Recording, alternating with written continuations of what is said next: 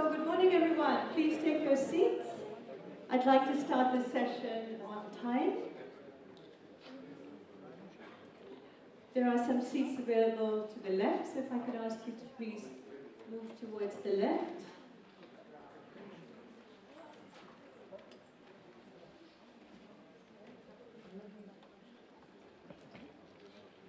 Thank you very much indeed. Good morning, everyone. Once upon a time, there was a continent that was ravaged and destroyed by war. And after the conflict, a group of wise and visionary men, women, got together and said, never again. Never again war on our continent, never again racism, discrimination, persecution of minorities. They set up the European Economic Community.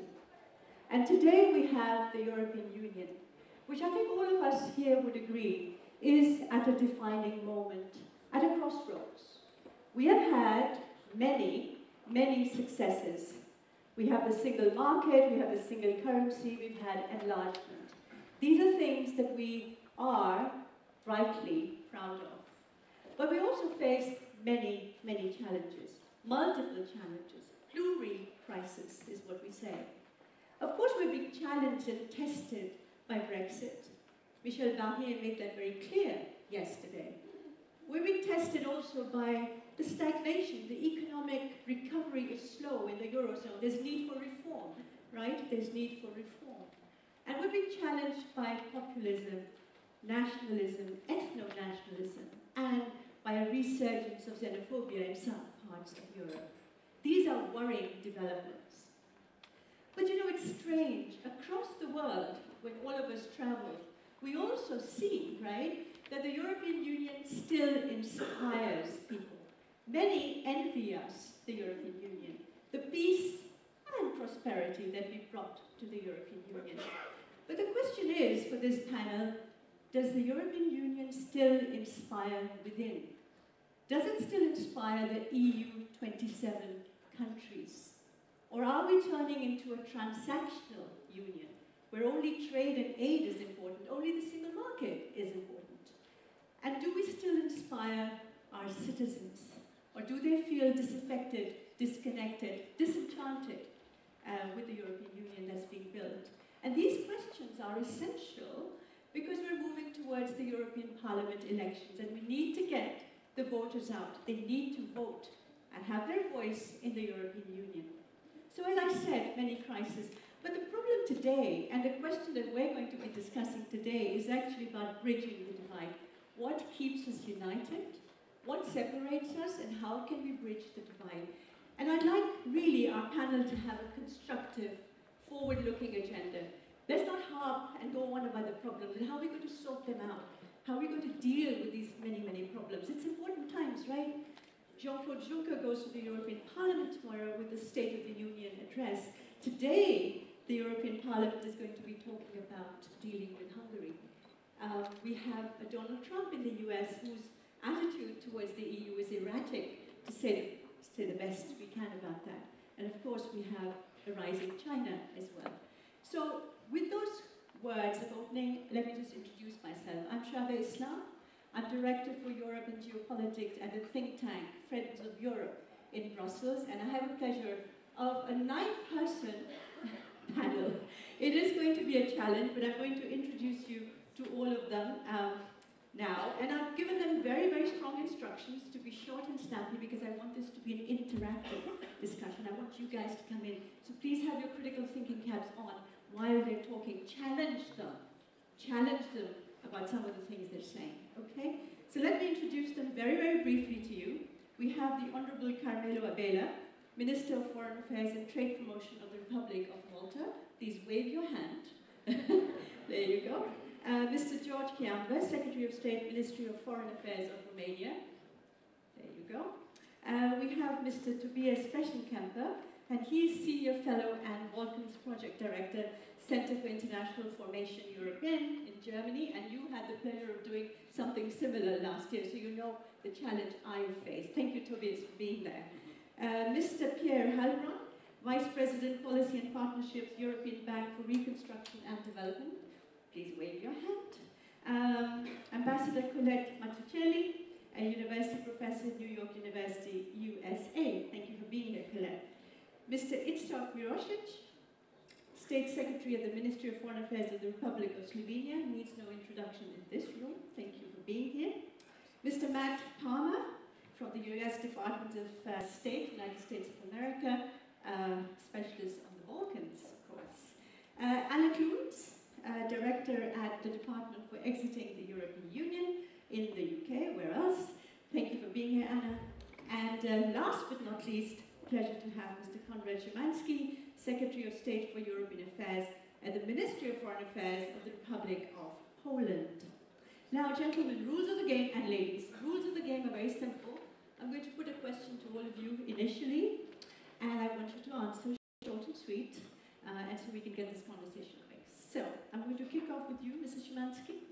I'm going to deal with some elephants in the room when we talk about European values, Europe's core fundamental values, the things that we committed ourselves to all those years ago, and we have to keep recommitting ourselves to. Mrs. Szymanski, your country seems to be on a different route. You seem to be in a kind of a tussle with the European Union on certain values, and you, with your allies and your friends in the Visegrad Four, seem to think that there's another European Union that we can be working and striving for. Your comments, please. First of all, thank you for the invitation.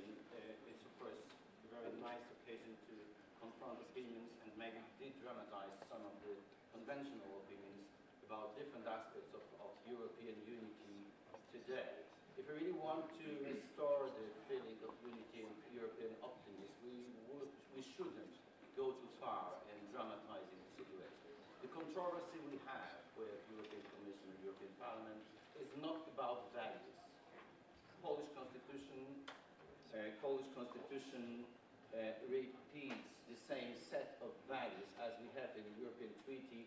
We subscribed to European Treaty voluntarily, and we believe in the same set of values, including the rule of law. The controversy is about the implementation of the rule of law, the principle, and this is the controversy we know from many, many different countries.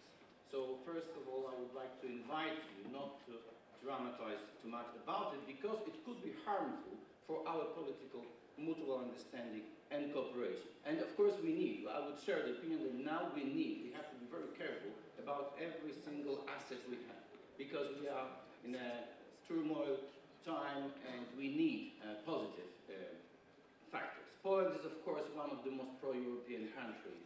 And it is not only the question of the society, it is also the question of the government. We are part, I mean the ruling party, the Law and Justice Party, is a necessary part of pro-European majority in Poland. This is why general elections in Poland doesn't pose any risk for the future of the European Union, which is rather a rarity in Europe. We know very well that almost all European elections pose a risk for the future of the European Union, but it's not a question of Central Europe. So I think it's worth remembering that the situation looks like this, at least to balance the picture of the situation. What unites us, to put it shortly, since the beginning of politics, I mean for centuries, what unites us is a common interest. And this is a very important aspect of thinking about politics. I don't mean a short-term trade-offs, short-term visions, because we are talking about Europe, which is not only a camp of neighbors, it's a family. So we can think about a long-term community of interest. I do not believe in dichotomy between interest and values, because values invite us, encourage us to invest for our alliances in a more unconditional way, a more generous way. But what is important and necessary is the community of interest. Without interest, you can't provide a politics. You can't defend this kind of politics in your constituents. People have to believe that it's worth doing being inside this organization or that organization. And the negative arguments, as we saw it during the campaign in Great Britain, the negative arguments that, you know, union is not perfect, but outside union is a hell. It doesn't work. We need to restore a positive arguments behind the membership. That's why the community of interest is so important. There is a good news behind this perspective, because our substantial common interests are still alive. We have common interests. We can defend our welfare interests, our trade interests only together. We can defend ourselves in terms of security, internal and external, only together. Right. So there are good reasons to be together. But also there is a warning behind this perspective. The warning is the fact that the unity can develop, can flourish, only as long as the institutions, organization represents the interests of everybody and everyone in the same way. Right. So, this is the big problem, and I think this is the elephant in the room, not the rule of law question in Poland. The elephant in the room is the representativeness of the EU for all member states. Minister, and I think we have a problem here. Thank you very much. Minister, you've underlined a lot unity of interest, common interests. And values. I mentioned it. You mentioned values, but you focused on the interests, and that brings us to the question of what the European Union was set up about: solidarity, working together for common objectives and common values. Of course, it's a ground for a political project, but this political project can't develop in the future without a clear proof for everyone and everybody that it helps us to deliver our vital political interests like welfare and security. Without it, the whole story about values will be more and more sectarian and more detached from reality. And people, I think they are right to expect that the public institutions, public figures will deliver. And the Union is not an exception. Okay, let's go back to those issues that you've talked about a bit later, but let me move on. Thank you very much indeed for being very clear about your interests in Europe. Let me turn now to Anna Kloos, the other elephant in the room, and Michel Barnier yesterday, I thought, was very clear, or the gorilla if you like, Anna. Very clear about, Michel Barnier was very clear about the kind of relationship he wants, a positive, constructive relationship with Britain once it exits the EU. When you're outside, what kind of a relationship do you think you are working towards with the European Union, with Brussels? Thank you very much. Let me start by saying that for those in the room who feel that the UK is turning our back on Europe, that is absolutely not what the UK is trying to do. And to also address the question that you raised at the beginning, Shada, Brexit will happen. We will leave the European Union on the 29th of March next year. It was very good to hear Michel Barnier. I'm sure many of you were there yesterday to hear him talk about the perspective of the relationship with the UK. And I think in lots of areas I completely agree with what he had to say. We completely agree that we want to have a new partnership with the European Union that is strong, is close, is unprecedented in the breadth and depth of the relationship. And that we want to continue working as partners with the European Union on the basis of the shared values that we hold in common across Europe and across the Western Alliance. And one aspect of that, which another area that I agree with what he said yesterday, was that we want to have part of that relationship being based on a strong and connected security relationship. Of course, the threats that we face as Europeans have changed and continue to evolve, and they don't know the borders. So we would like to continue to have a relationship that enables us to cooperate on foreign policy, to take part in CSDP defence operations overseas alongside our European partners, and to continue to cooperate on internal security measures so that we can carry on providing extradition and security of people across the European Union. I also agree with him that we want to have a close relationship on the economic partnership, but where I disagree is that the UK is not in any way seeking to undermine the strength of the single market or the unity of the 27. I mean, actually, it's in our interest that the European Union continues to be a strong and effective competitive market because we export and import a lot with the European Union. But what we are seeking is a new and unprecedented relationship, very closely aligned on goods and with upfront commitments from the UK that ensure that we are not able to undercut on competition. So that's what we want. We heard from him yesterday that politicians will need to take a decision in the coming weeks, and that's what we hope we will achieve. Right, and he did say, I think, emphasise really that the European Parliament will have the last. Well, I'm not going to comment on that particularly. I mean, I think what we, and coming back to the point that Mr. Szymański made, you know, there was a democratic vote in the UK that called for the UK to leave the European Union, and that is what politicians across the spectrum in the UK are trying to deliver. I mean, I don't think, you know, the European Union has always sought to have close partnerships and relationships with countries outside the European Union. And we will always be sitting there on the border of the European Union trying to, you know, cooperate. So I'm not sure it's about any type of food stuff, which we would still like to be able to trade in some way with our European partners.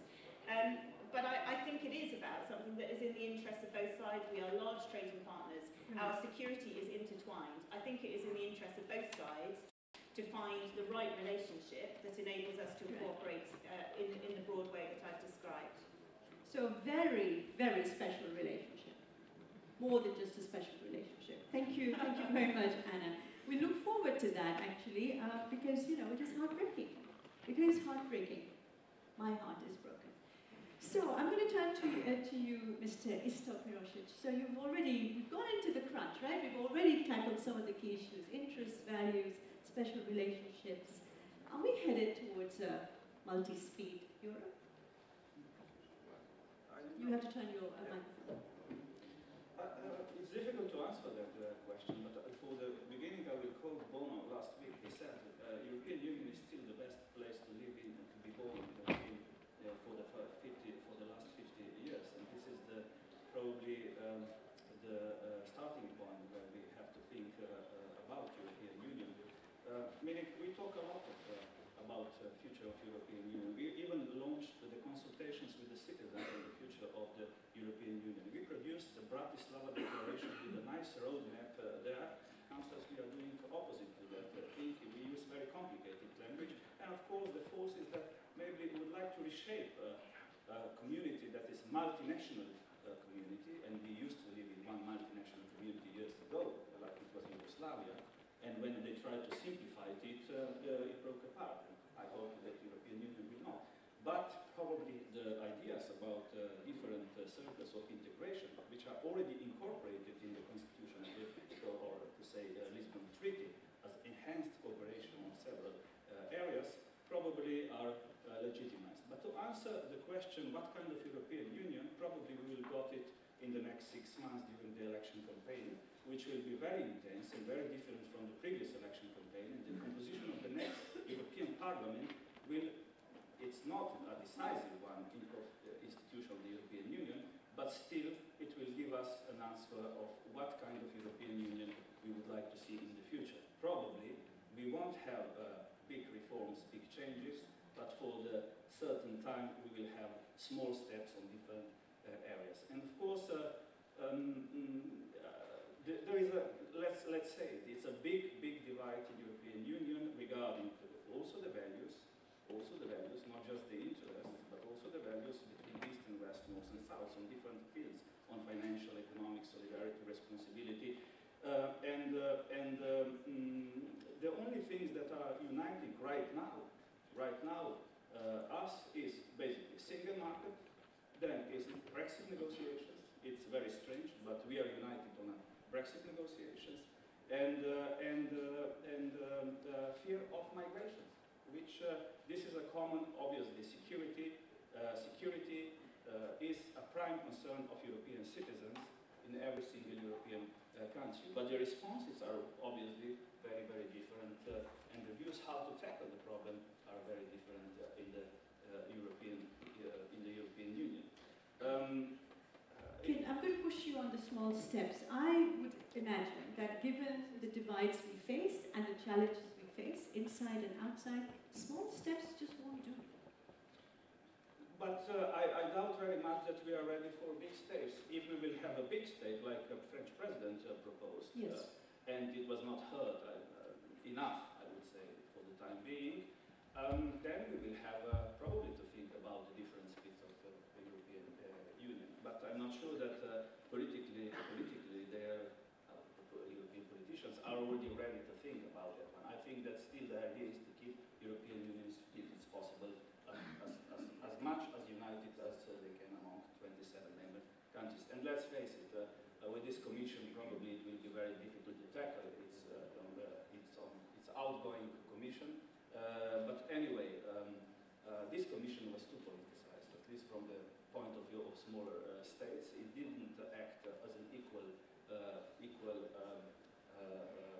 interlocutor or the equal savior of the single market for all the states. And I think that Spitzenkandidaten basically probably was not a very good idea, not even a democratic one. I'm deliberately provoking that thing because it was also not based on the legal. Right. It was a political undertaking. I'm going to come back later on to the question of the Commission has been too political. Some would argue, I would argue, hasn't been political enough actually to take on some of the challenges more forcefully, if you like. But thank you very much, Mr. Mirošić. I think you sort of put your finger on some of the key issues moving forward. Mr. George Campbell from Foreign Affairs Romania. You've heard already the initial arguments. I was just wondering where from your side, you a newcomer, if you may still talk about old and new, you are a newcomer. When you see all of this sort of talk and controversies, do you sort of say, oh God, wait a minute? No, in a way, thank you so much. I think, you know, we are here in the panel, and in a way, we are in a very pessimistic mood. I think we fail to notice some good things that happened. And I think in the last 10 years after the start of the financial crisis, Europe was about division lines. We had a sovereign debt crisis, which was north and south. We had a big crisis that was felt differently in my part of the world when the invasion of Crimea and the war in Ukraine. I don't think that we should speak only about China or the transatlantic link. We should speak as well how it changed Europe, having an aggressive neighbor on the east, and what it means for us and how we have a different reading than the others. And then, of course, we had the Brexit, which was a traumatic event. If you look on the other side, and looking forward to Romania's presidency of the Union, we can see that today we have been able to have the Prespas agreement. I think we have a very positive agreement between two countries that before was not even possible, exactly at the time that we say the winds of nationalism are blowing in the sails of Europe, which is not the case. We have as well, we had a very, so to say, positive and optimistic statement by Commissioner Barnier.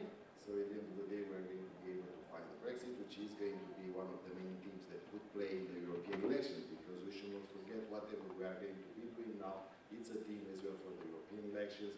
This discussion about the Spitzenkandidat, it's another thing that could be either a progress or a setback, depending how you look into it. Already this became a pre-warming for the election. We should as well recognize, as I said, as a, so to say, newcomer, or not a newcomer, because the newcomer is Croatia, in a way that we have to see the solidarity in junction with cohesion. And I think cohesion of the Union is an important element. I am not speaking here about social cohesion, about economic cohesion. Cohesion at the end of the day is the way you really have a functioning single market. Because if you don't have political cohesion inside Europe, if you start moving too fast for the others that want to do more, but they have to take their time, then you could put yourself a lot of pressure on Europe. And just to give you an example, you know, my country, which is going to have as a priority for the external relations enlargement in the Western Balkans, is going to be to see both the aftermath of the European elections elections, and actually the question, the real question is if some of the position of the member states is going to change when it comes to Western Balkans after the elections, because at the end of the day, this is how we ended up having the Prestes agreement. This is what we are saying now, and I think it's very important that we use as well this opportunity to send a very positive support for passing the referendum, and as a way, I think, to move forward in the enlargement. Enlargement has been, we have to recognize, one of the most successful policies of the Union, and I think it was actually the best way to deepen and strengthen the single market. Nobody wants to speak about the dimension of the single market that would not have been here if we not had the enlargement of the Union.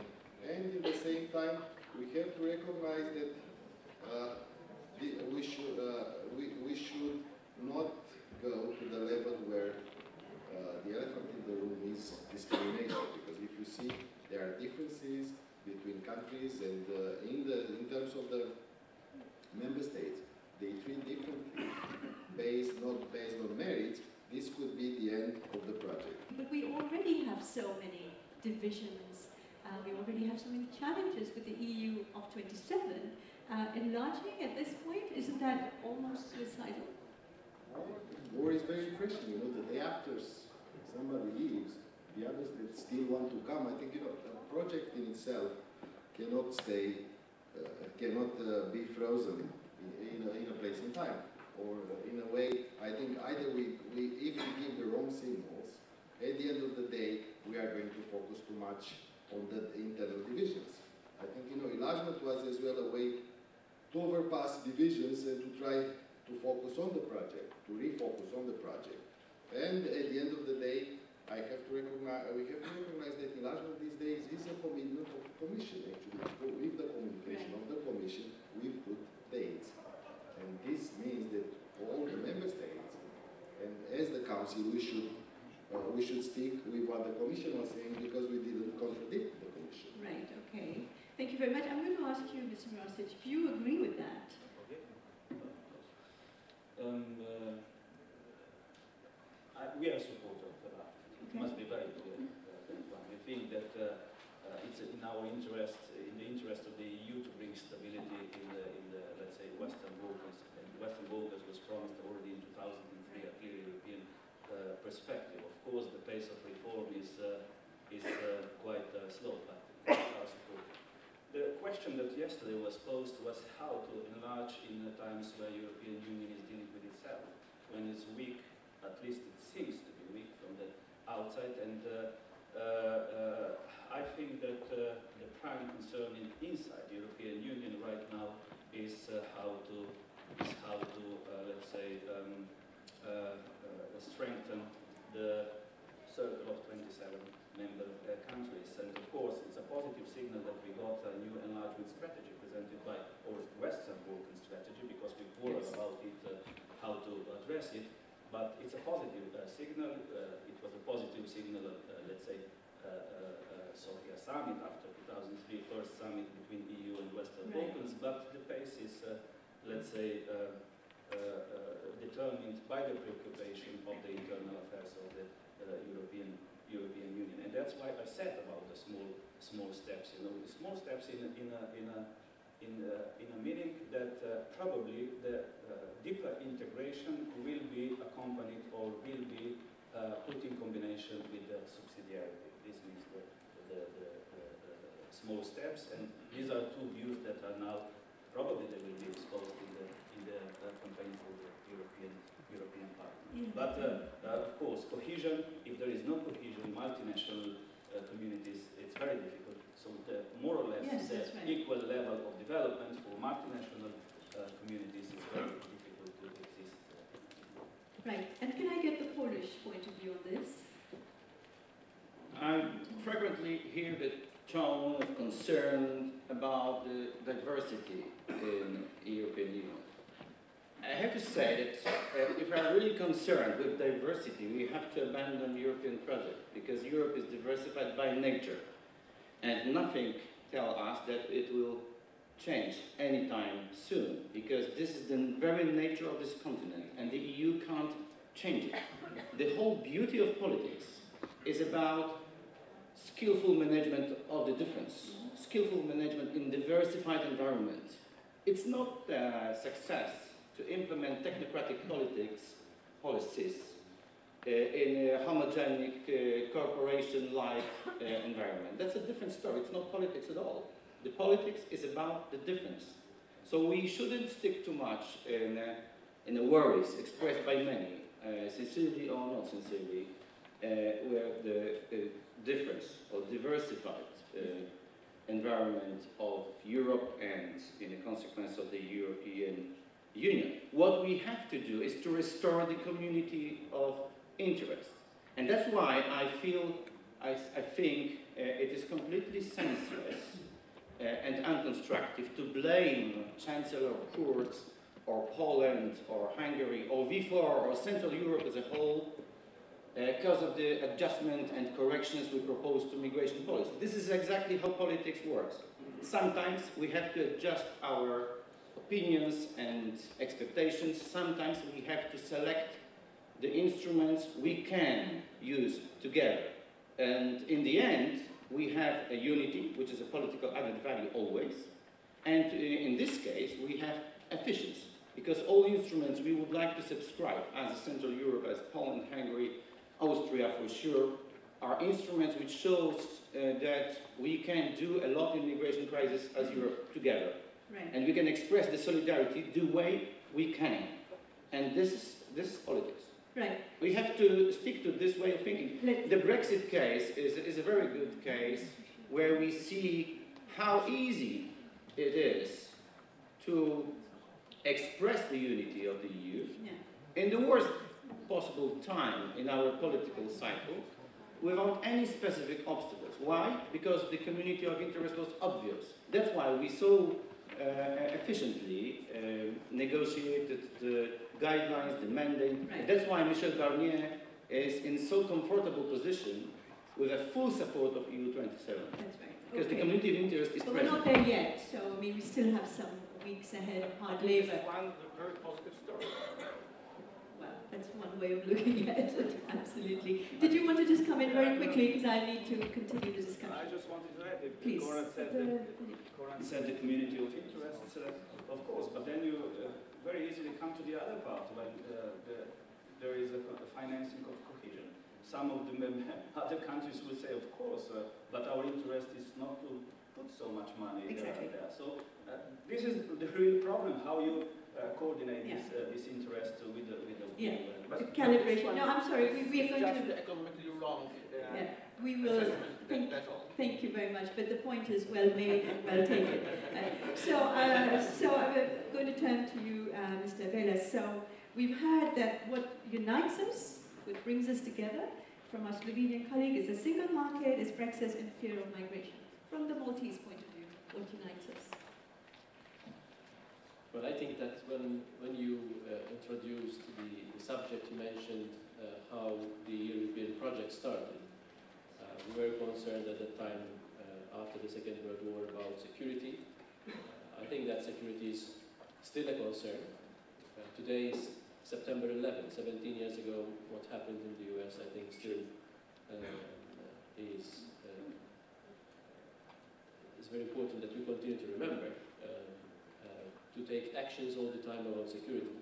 I have the feeling that at times when there is less a threat of war, we take security for granted, and I think that we as Europeans, we need to continue with securing our European project, even through security issues. Do you mean the PESCO? Do you mean the Defence and Security Cooperation? Do you mean border controls? I mean the terrorism threat that we have, and I mean also the most important thing that you started with, that countries came together, leaders came together not to have a third world war or a war in Europe. So I think that was the very basis of the European Union as it started. Then it evolved. It evolved when there were further discussions on what other issues can we cooperate, and of course the single market, and our values, what we stand for as Europeans. The rule of law, citizenship, rights for our citizens, four freedoms, solidarity, and maybe at times I get the feeling that we interpret solidarity as we wish. Migration, for example, I don't think that migration is uniting EU 28 or EU 27. Fear of migration.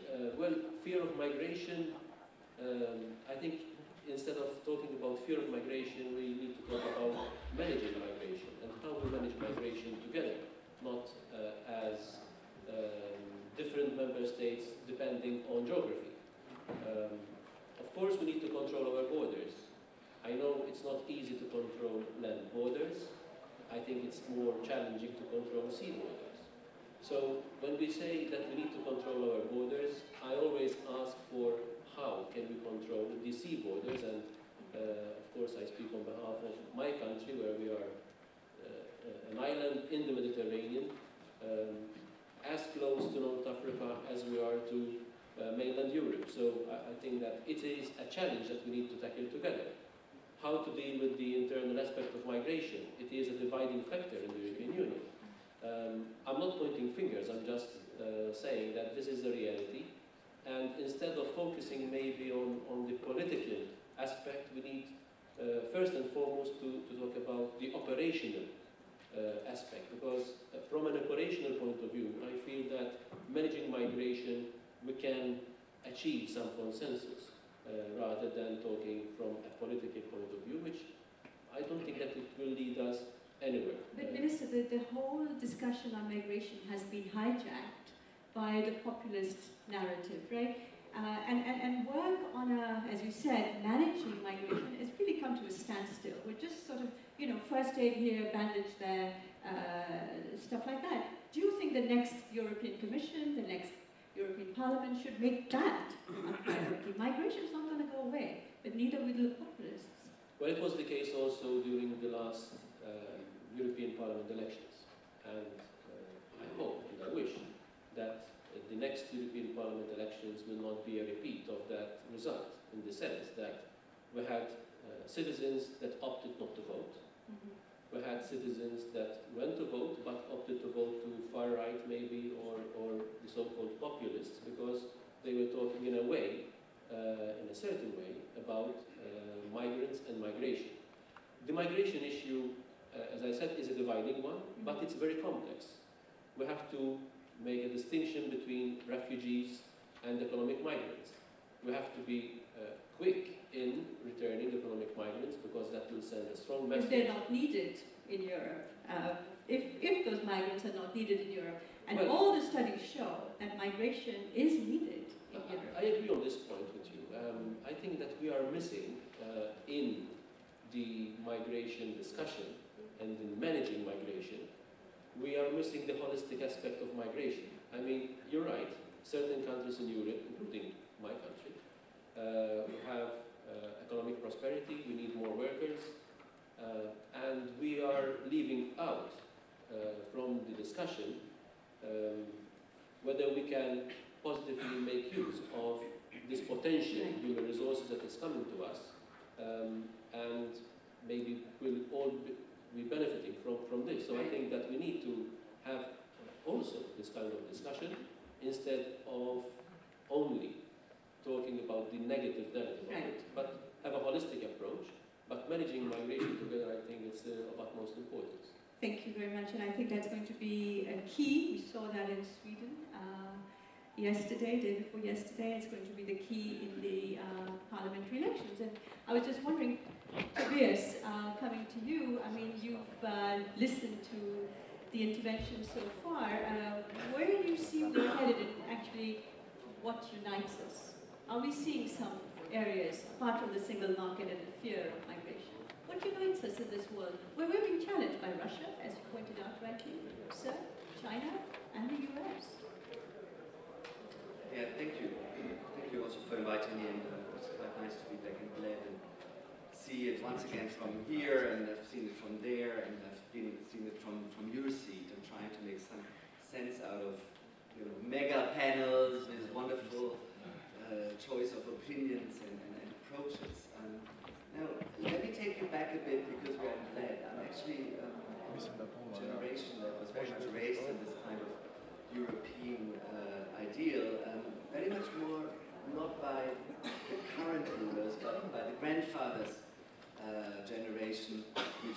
promoted. And one of the experiences I had in my life was to be always in the beginning of September on a little island called Ventotene in the middle of the Mediterranean Sea, where Altiero Spinelli wrote his manifesto of Ventotene in 1941, actually confronting the horrors of what's happening in Europe.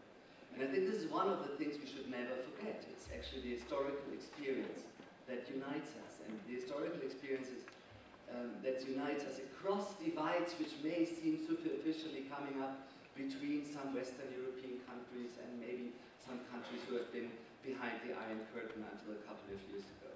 And if you don't cherish this historical experience, I think we'll really face problems, and we may be doomed in repeating some of those tragedies. Tobias, I'm going to interrupt you. Historical experience resonates with people our age, right? Does that resonate with the younger generation, who we want to get involved in the EU? I do think it resonates with younger people. I actually think that one of the questions we're discussing here is the problem of generational transmission of the European ideal. What we have seen is that the baby boomer generation, which is currently in power, does not appreciate how much has been achieved in the post-war period. And it is actually shying away from the problems of transmitting these achievements to the next generation. And what the answer they find is actually retraction instead of enlargement. The answer they find is getting narrow instead of opening. And I think this is the actual generational challenge, which is actually also reflected in this panel, that we're missing people born in the 80s and 90s. And if you actually discuss with people born in the 80s and 90s, as is happening here in this forum, you'll see there is not much of a difference there. There's also new historical experience, which doesn't sound to be too distant to what we can find in European history if you look at just the borders of the European Union and what is happening in Italy these days, and how actually the fate of people is being decided on tables between some leaders who actually say this is how it should go and this is how it shouldn't be going. And the language. The language, but also you have discussions about land swaps between Serbia and Kosovo, which is basically going back even with regard to the EU history and how we would like to deal with conflict in a transparent and open manner. I think Michel Barnier said something to this respect as well yesterday, that transparency, democratic procedures, participation of people, these are all these kind of values which are actually informing the European project. The other thing, and I think we cannot underestimate it, is not only values, it's norms. This is the qualitative leap of the European Union. We have norms. We have created norms in the Council of Europe, but then we have the supremacy of law, the supremacy of the rule of law, and the rule of law as it is understood by the Venice Commission. It is not a simple application of law and legality. This is something which is going beyond and is protecting values which are derived from historical experience, and we can find them in the European Convention. And exactly the debate on the European Convention and its applicability and of the court is something that has been irritating a lot of people when we think about Theresa May's opinions about the Strasbourg court. Of course you need, as one of the historical experiences, a checking on European nation states. They have shown their immaturity over and over again. So one of the historical lessons is, yes, the nation state should be central to the European project, but it's also peoples. And peoples are sitting and acting across nation states. And that's minorities, that's women's rights. If you look at the European Union, one of the biggest achievements, which is undersold, was equal pay against the opposition of my country in the treaty negotiations in 56, 58, when Germany was against equal pay for women and France was advocating for it. And we have seen these kind of combination of the interest of states with the interest of peoples, which are not necessarily directly reflected by the states they're living in. This is minority rights, this is other issues which we can talk about. And the third thing when you talk about norms is the ability to adapt, and I'm very much with Richard there. The ability to adapt is actually the charm of the European Union, which means constant crisis. I mean, when in the 1st of November 1993, the Maastricht Treaty came into force, I mean, this was a moment of quite some crisis in Europe. We had horrible war. We had the war in Bosnia and Herzegovina. We had a huge economic turmoil in the transition states, etc. And we had also a lot of insecurity even in my country, in Germany, with regard to how successful unification was, including pogrom kind of violence against migrants. So the three things, historical experiences, norms, and ability to adapt, are really central to our project. And I leave it here for a minute. Thank you very much. Thank you very much for reminding us also about the inclusiveness of Europe, the value of being part of a bigger story. And I'm going to turn to Colette now, waiting patiently. But also, Colette, you've done some work on inclusion. And one of the points we make is, we talk about subsidiarity, we talk about member states, but really what's happening is at the local level. That's where Europe really resonates with people, because they see it in action, right? Absolutely, Shada, and I'd like to thank the organizers of the Bled Strategic Forum for this invitation to be with such distinguished panelists here today. Indeed, years ago as a Bosch Fellow, when I worked in the German Foreign Office assisting with the ratification of the Maastricht Treaty, what became apparent was the values. And in that transition from community to union, indeed, even at that time, we saw differences of interest. I'm thinking back to the 11-to-1 split on the euro. On social policy, already there was a need to respect that the United Kingdom had a different approach. And to this day, we see a line, in a sense. Thinking about community in the historical sense, I absolutely agree with you, Tobias, where norms are essential. But to bring those norms to the people, to think about a people's Europe, I think is an essential thing. When we thought about Maastricht, we thought about how do we deepen as a community before we widen to Central and Eastern Europe. And the local level there was critical as well, subsidiarity. How do we do at the level closest to the people what needed to be done, instead of pushing everything up? And indeed today, I think again, we have to think, how do we do what is necessary, what is essential at the local level, before we push up to the level where perhaps there is not an understanding of the fears and the concerns and the human needs of the people at that local level. For me, it's less about the divide between East and West. It is about how Europe identifies with itself as a community, not only as a union, but as a community of solidarity, but also how it brings others in, others who are fleeing from civil wars, others who are fleeing from ethnic conflict from different parts of the world. If there are challenges to the single market today locally, it's the challenges of the greatest refugee crisis since the Second World War. And it is that crisis which we must unite around. How does Europe respond? And I think the answer to that is with resilience. Europe must emphasize solidarity, indeed.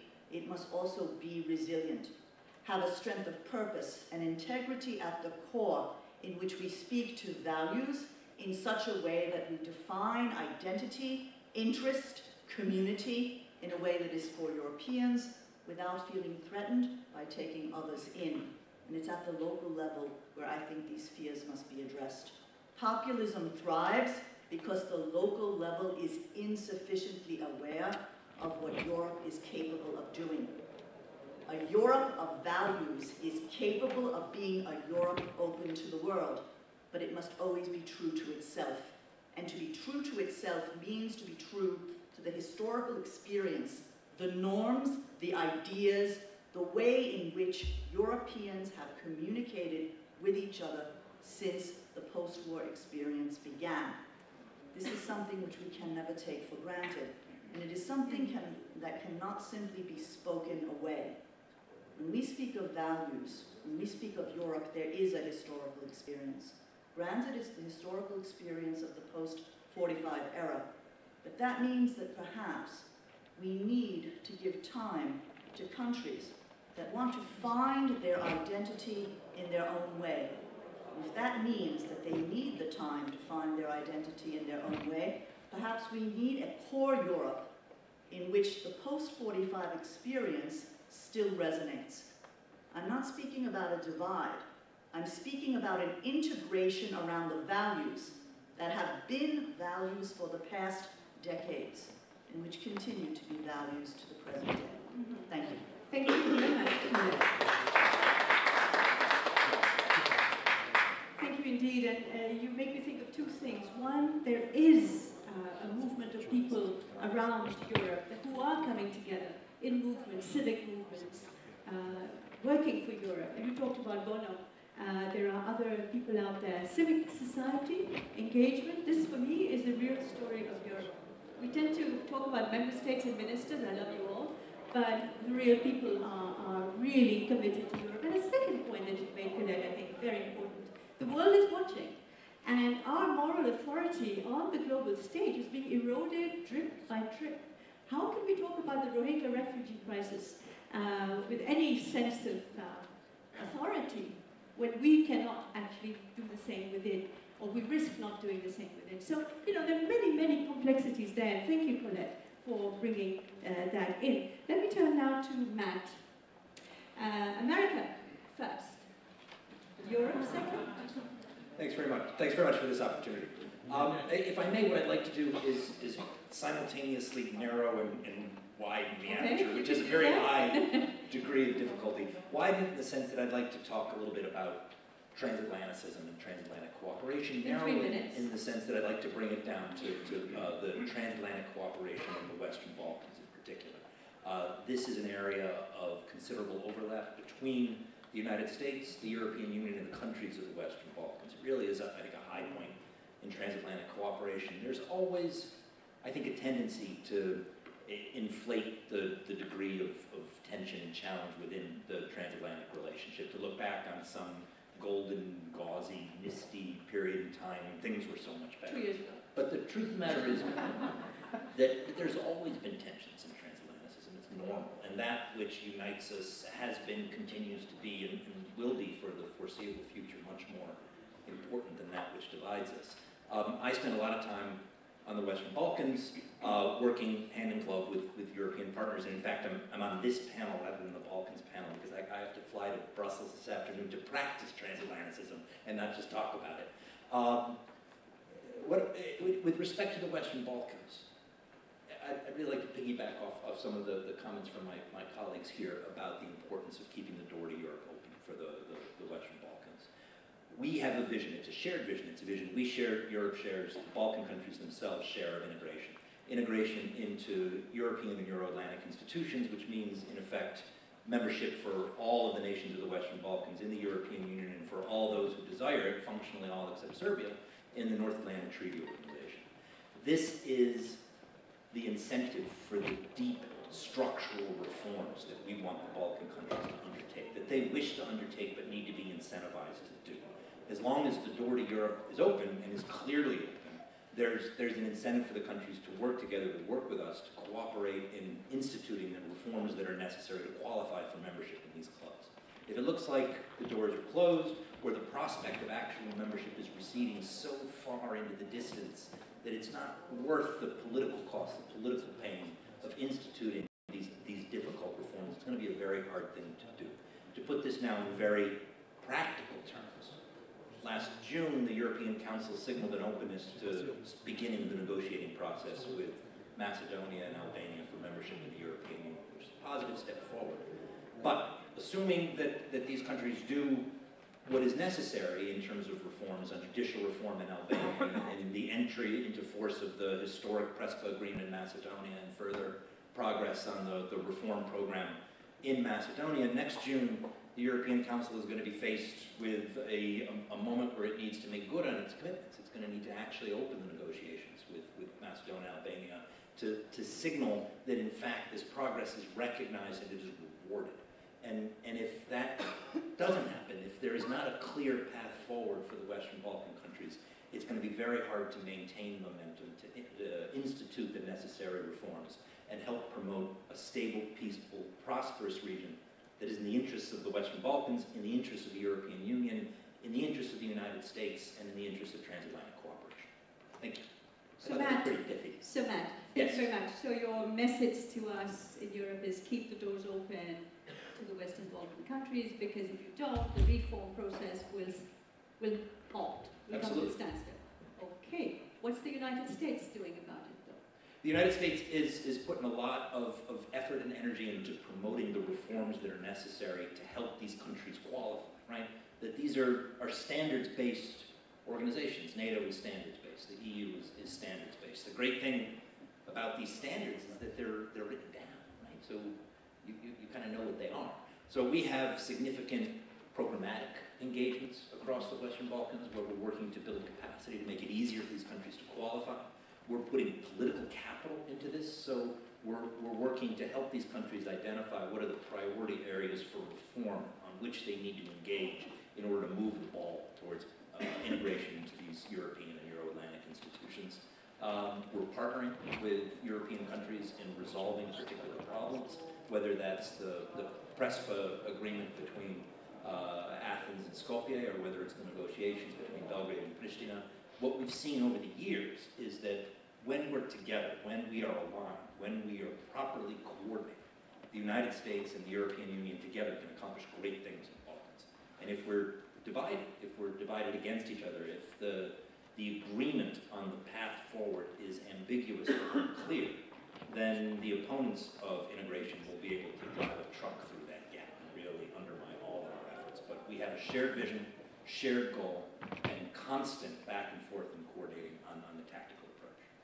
Thank you very much. So there is at least one area where we are working together. It's not trade, but it's one area. Thank you very much. That's heartening and reassuring. So, Pierre, sorry to have kept you waiting, but we do have 9 people on the panel. Someone has to be last, but you're not least. Your views, your comments on what you've heard. Thank you very much. And it's quite a challenge after all these interventions. Tell me about obviously it. to add, maybe talking from at least the institution I'm working for, which is the European Bank for Reconstruction and Development, which by many ways is brings together a lot of things you pointed out, and probably because we are an institution which was created on a very strong Franco-German push, with the United States as our first shareholder, thinking that also bringing under the same roof Eastern and Central European countries, but also ex-Soviet Republic, working at the grassroots, developing private sector, working on civil societies with this article in our charter, which is quite original in all developing multilateral banks, which is centered on multi-party democracy and open societies. This idea is, by the way, very modern, and probably when we think about the challenges the European Union is confronted to, we have to think about the audacious move of the founding father of EBRD, which, by the way, shared a lot with the founding father of the European Union, brought into the picture, which was inclusion, building bridges between core European countries and core European interests and the neighbors, in a way which is looking at the world as it evolves.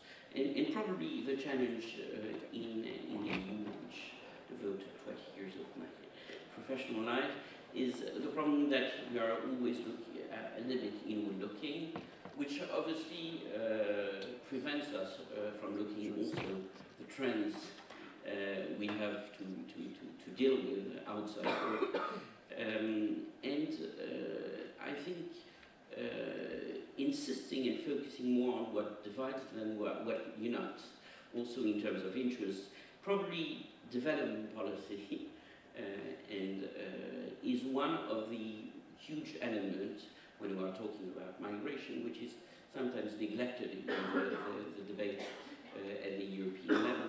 How we can collectively, and Europeans can collectively, be more efficient, more effective in giving hope, looking at what the realities are. European median age is 47, Africa is 18, so it's not a question for the next 2 or 5 years, a question for the next 20 years. So really this positive dimension of what can be done together, by the way, with no more money, but also bringing much better into to think all the different instruments we have developed is very important. And working from the bottom with companies, with entrepreneurs, with local communities is something, at least in Kohl and Mitterrand's idea, was a much more fruitful way of just working at the state level, even if it's obviously very important.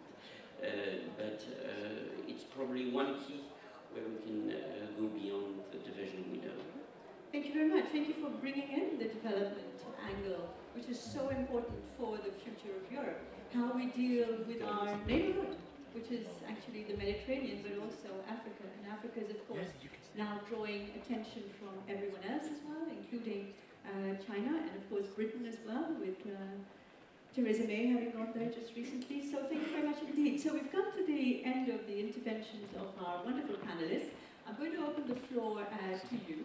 I promised interaction. I will deliver on that. I'm going to turn now to our keynote listener. It's a wonderful concept that I've just heard about.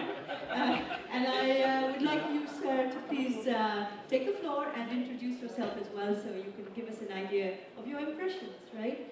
So could we get a microphone, please, here?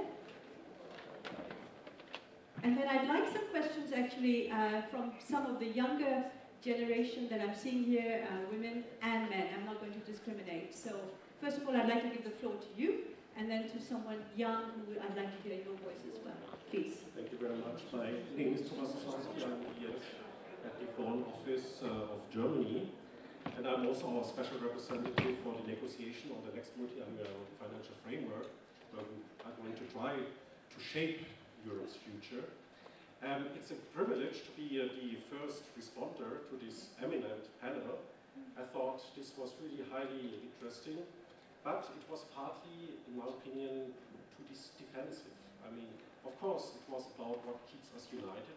A few years ago, perhaps we would have titled this whole panel, where do we go, where's the future of Europe? It would have been a little bit more optimistic.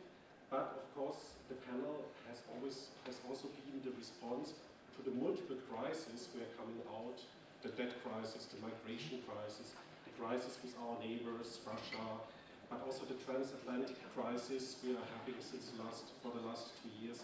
So it is pretty normal that things have been so defensive. But it has also been partly reassuring. Thank you very much for insisting on the values, because that is really what keeps us together. I would have hoped that the whole panel would be a little bit more ambitious, like trying to trace the way where we really want to go. And we have to tackle a lot of challenges. We have to shape Europe, also its institutions. I think we should also give a chance to the newer member states of the European Union, the Eastern and Central European states, to be part of this effort to shape the European Union. Today we are very much afraid of new treaty changes, because we think this will open the box of Pandora. But I can perfectly understand that the new member states, they also would like to wish to shape the institutional future of the European Union, because we have to adapt. And we are very much somehow afraid of elections. The European election next year makes us very much afraid, because we think more extremist populist forces will enter this parliament. We are afraid of our national elections. We are right now afraid in Germany of the Bavarian elections. So I wonder, why are we so afraid? We should be ambitious and try to shape Europe's future. We do that, for example, also through the multi-annual financial framework. We have started the negotiations. That is extremely important. And I'm only surprised that some of our partners are so also defensive on these negotiations. And they want to have time to negotiate. I mean, this current financial framework will run out in 2020. And we hear voices, oh, we have time to negotiate.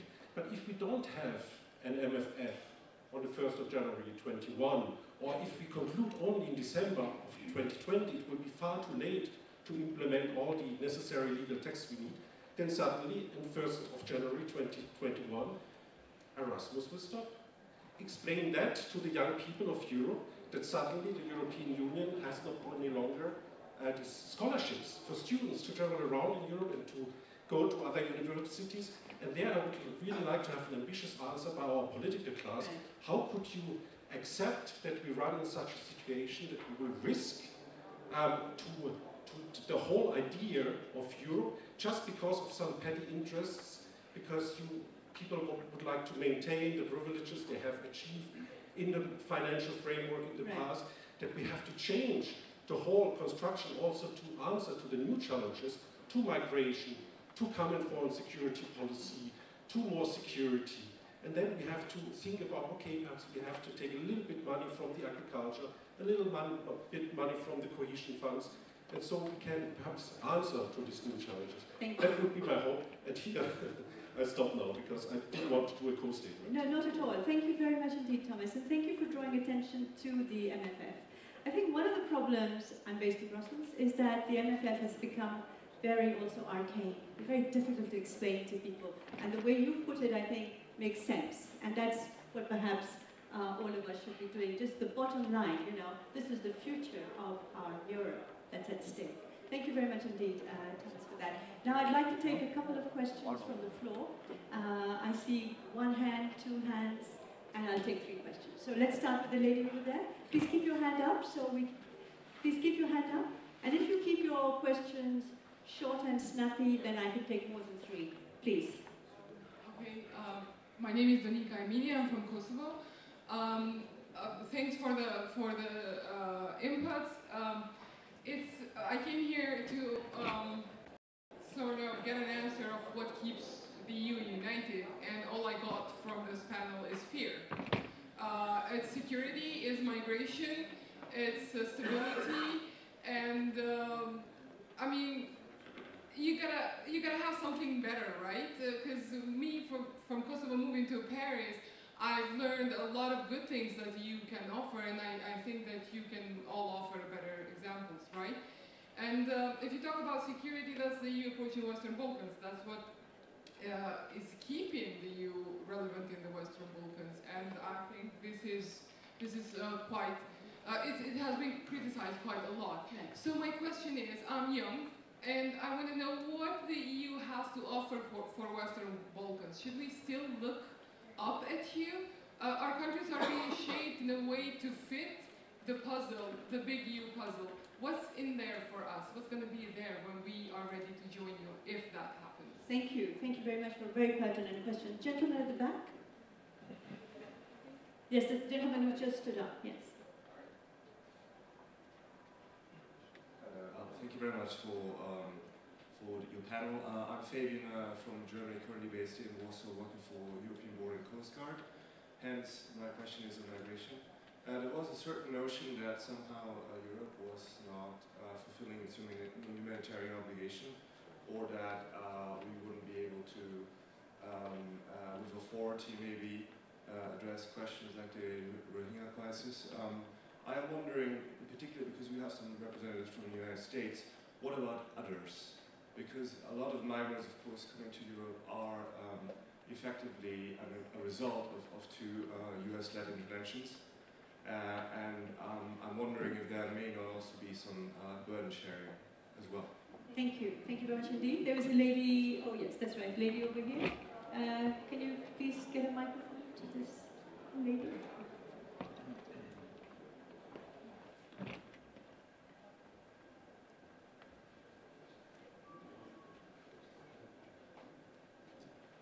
Thank you. My name is Sabine Lange. I'm Senior Lecturer in EU Governance at the European Institute in Maastricht. If I may, I'd like to challenge some of the panelists on the peace narrative and how it is lost on the younger generation. Challenge in the sense that maybe even the slightly older generation lost the other narrative. And that was not just the anti-war narrative, but anti-poverty narrative. I think for decades, we've been talking about the EU as on the peace narrative and how it made peace in Europe, but we forgot that one of the origins of the logic was the anti-poverty, and not just anti-poverty in itself, but because of that historic experience that led to understanding that we need to fight poverty, because of the voting behavior, concretely French farmers in the 30s and voted for fascist parties. This might somehow resonate with today's situation, so my question would be, do you see in the coming European political debates leading to elections at EU level or respective member states space for talking about anti-poverty agenda and what the EU can do beyond the Juncker plan, beyond digitalization, beyond the MFF? Thank you very much indeed. And there was a gentleman at the back. I'll take the final question and then turn to the panel.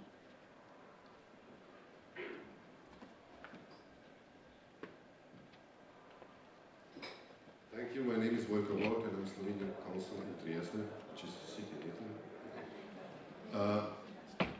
I believe that European Union is nor good or bad by itself, and European Union is what we make out of it.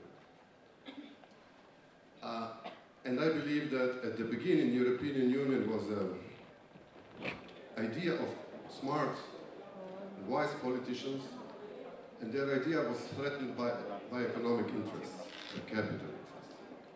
And that today is vice versa.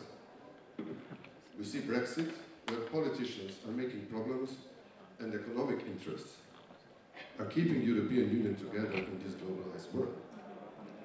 So my question is, what if European Union is not a problem and the problem is poor leadership?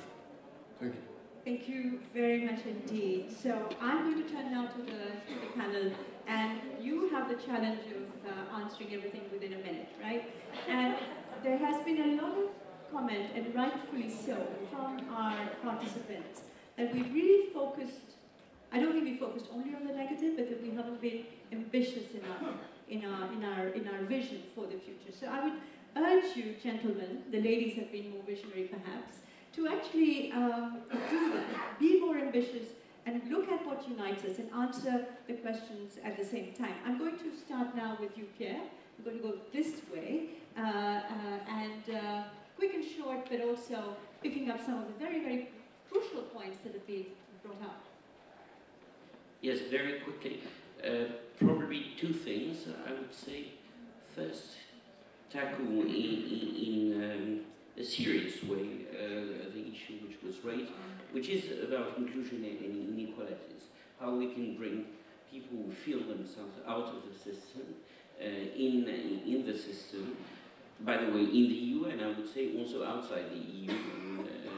It's what we devote a lot of time to, and probably it requires some innovative ways of bringing also different means together, and bringing professional vocational training with economic development in the local level together, all these sort of things, because if we want to create a hope for the young generation, we have to not to only say we are in a political, nice and attractive system, but we have to give hope of also to this generation to find jobs, to build families which will be able to develop in a satisfactory way. Right, and as it was said yesterday by one of the, one of the speeches I heard, we are still a very prosperous Europe compared to the rest of the world. I mean, look at our neighborhood for example. So thank you very much, Pierre. So Tobias. Sabina Lange, I completely agree with Sabina Lange. I would like to add another narrative. We have the anti-poverty narrative and reform narrative. And if you look at what the European community did in the 60s on direct payments to people who were affected by change, there was a direct payment to the people, to the farmers in southern Italy or in France. And these kind of policy innovation could come back. I think we have far too complicated, I completely concur with you, far too complicated mechanism that it's member states who were in the way, who wanted to say it should go through our channels. The very same member states who sometimes also then don't want to publish the lists of subsidies they pay. So I think direct payments should be a thing we could reconsider for those affected by economic change and in sectors we want to invest in. The second element, second generation European innovation was the environment. The environment is of course key also to the challenges of security and migration. On environmental policies, the European Union has been a front runner. We see retraction here. Again, we should think really hard to be faster in implementing certain environmental standards. And third element, maybe to our friend from Kosovo here. I think what we'll see, and we have to be realistic, the European Union is undergoing profound change. Britain is leaving. I've written something here in the Let's Strategic Times about this. The Western Balkans will and have come already extremely close to the European Union. And if you think about the common aviation market, the Western Balkans are part of the common aviation markets, including cabotage. Now this sounds very technical, but cabotage means basically that Adria Airlines can operate flights from Munich to Pristina, which is amazing. I mean, this is just so much of an integration which has already happened. Yet, the question of full membership has become extremely complicated for a number of reasons which I can't answer here. But I think we should continue the gradual integration, and that will also be an answer to the Brexit question. Because the differentiation of the European Union interacting with its non-members will, in my view, increase, while, of course, the sanctity of the common market will be strengthened. Thank you. Thank you very much indeed, Tobias. Matt. Thanks very much. Maybe just 2 points following up on some of the questions that were asked, beginning with our colleague from Kosovo, who asked really what it was that Europe has to offer to the Western Balkans, to which my response would be, what's the alternative, right? As frustrating as this process is, as difficult as this process is, as much, for example, Kosovo feels that it has jumped through all the hoops and cleared all the hurdles to earn visa liberalization for travel to Europe, point out which frankly I would agree. I don't think there's an alternative but to continue this effort. I do believe the region will benefit from the reform process that's a necessary part of the drive towards membership in European and Euro-Atlantic institutions.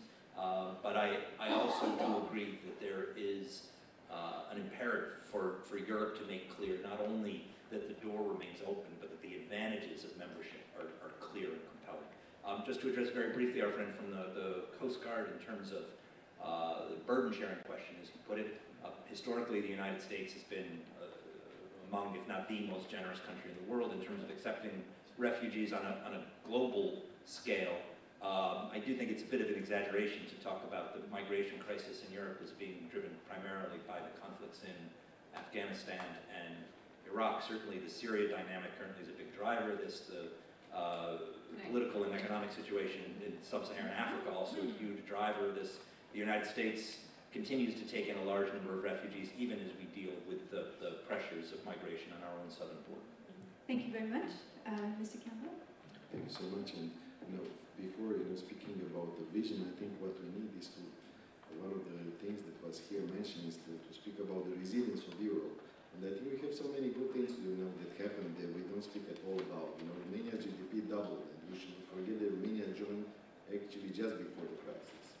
So just to show the value of what is, to respond as well to the other question, what is in for us if we join.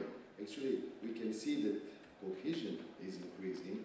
I think there are a lot of things we are doing that we are not able to make so much a headline.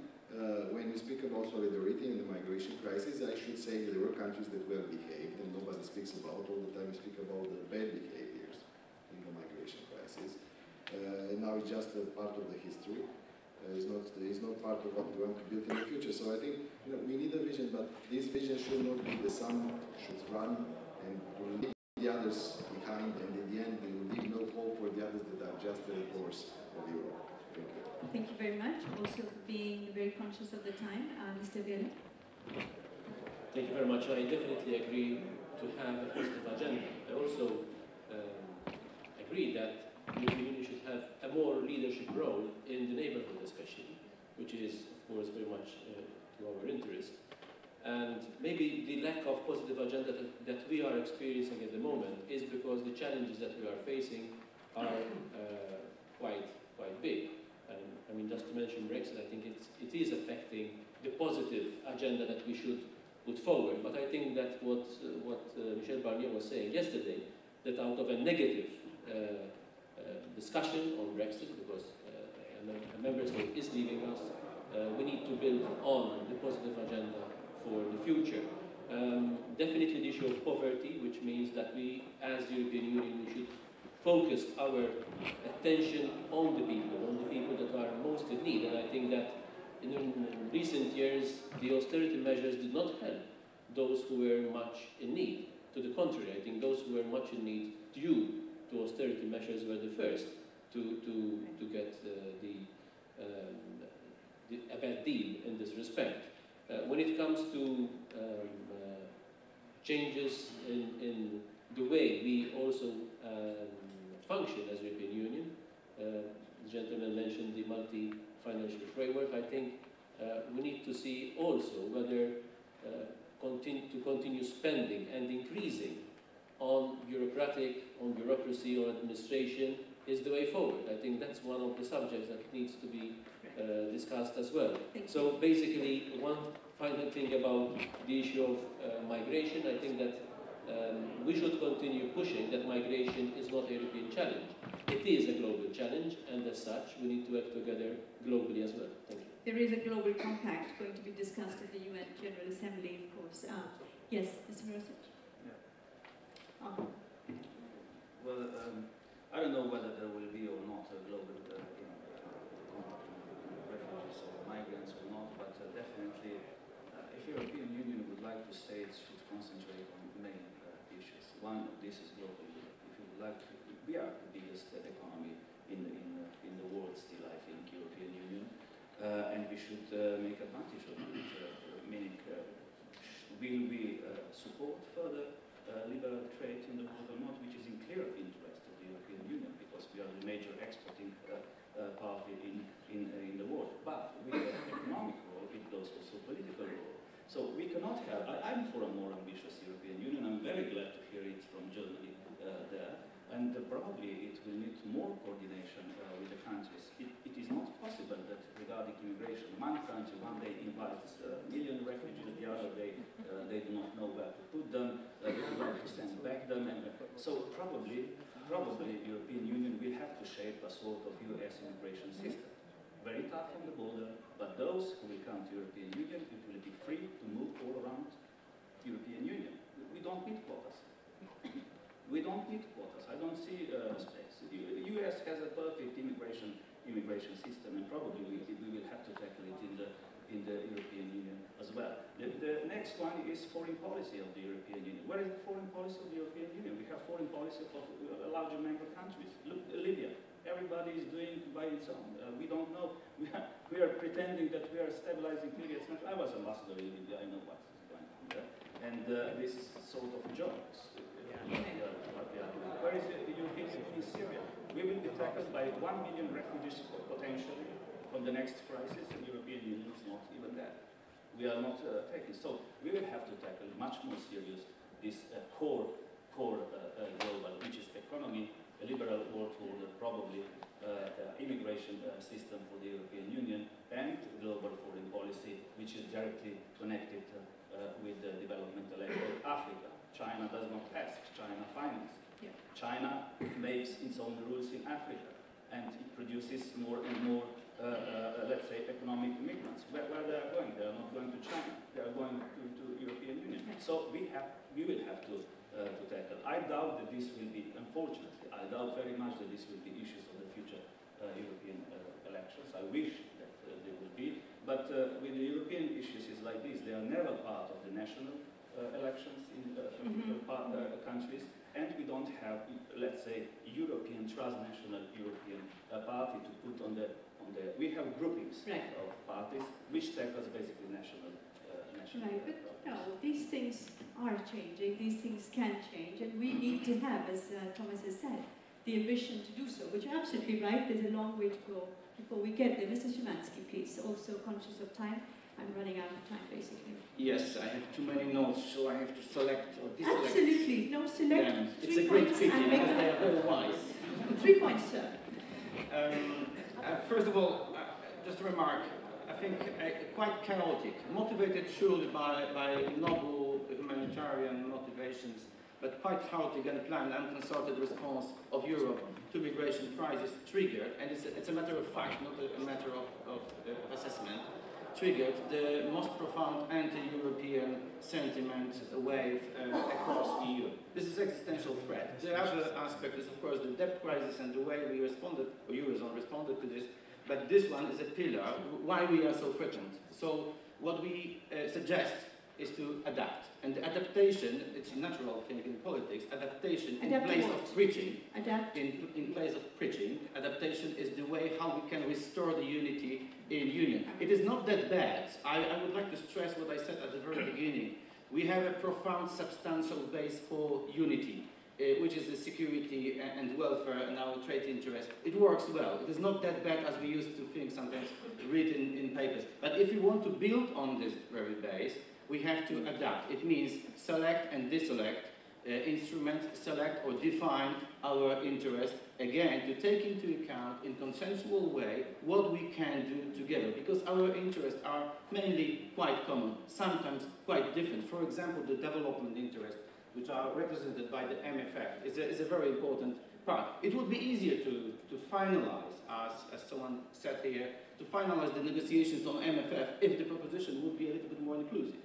Now we are eager, as Poland, as Central Europe probably, we are eager to finalize this negotiation as quick as possible. But we have to see that someone understands our own development interests. To conclude, Central Europe is an asset for European future. We are inclusively growing, we are politically stable, and what is most important for this project, we are pro-European, profoundly, not because of the funds transfer, we are profoundly pro-European because we believe that it is our family, and the EU is an added value for all of us across the continent. Thank you. We see the internal problems for the future, but it is not Central Europe. It is a protectionism which endangers the common market, is the tendency to reduce the organization to a smaller group, is a tendency to reduce the EU for a more homogeneous ideological project, which would close the door for diversity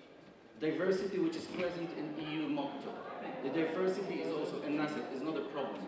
Thank you. Thank you very much indeed. Diversity is an asset, absolutely. Anna, please. Thank you very much. Thank you. I mean, it's been an absolutely fascinating discussion. I think 3 quick points for me to end on. The first one is that I think one of the themes that came out both from my fellow speakers and from the questions on the floor is that what we are struggling with is a big set of global problems. And I think the first point I would make is that we need to have ambition to challenge them and to have that perspective. The second point, also on a question of ambition, is that we need to get the right relationship between the European Union and its near neighbours.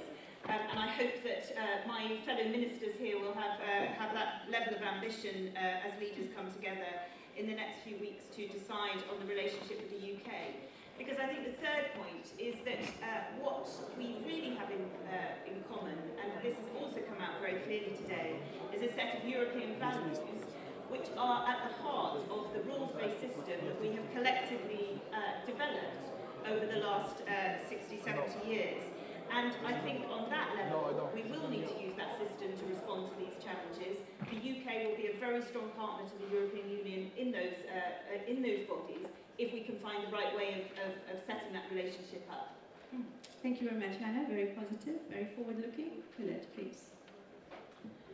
So I would like to address specifically the question from our colleague in Kosovo.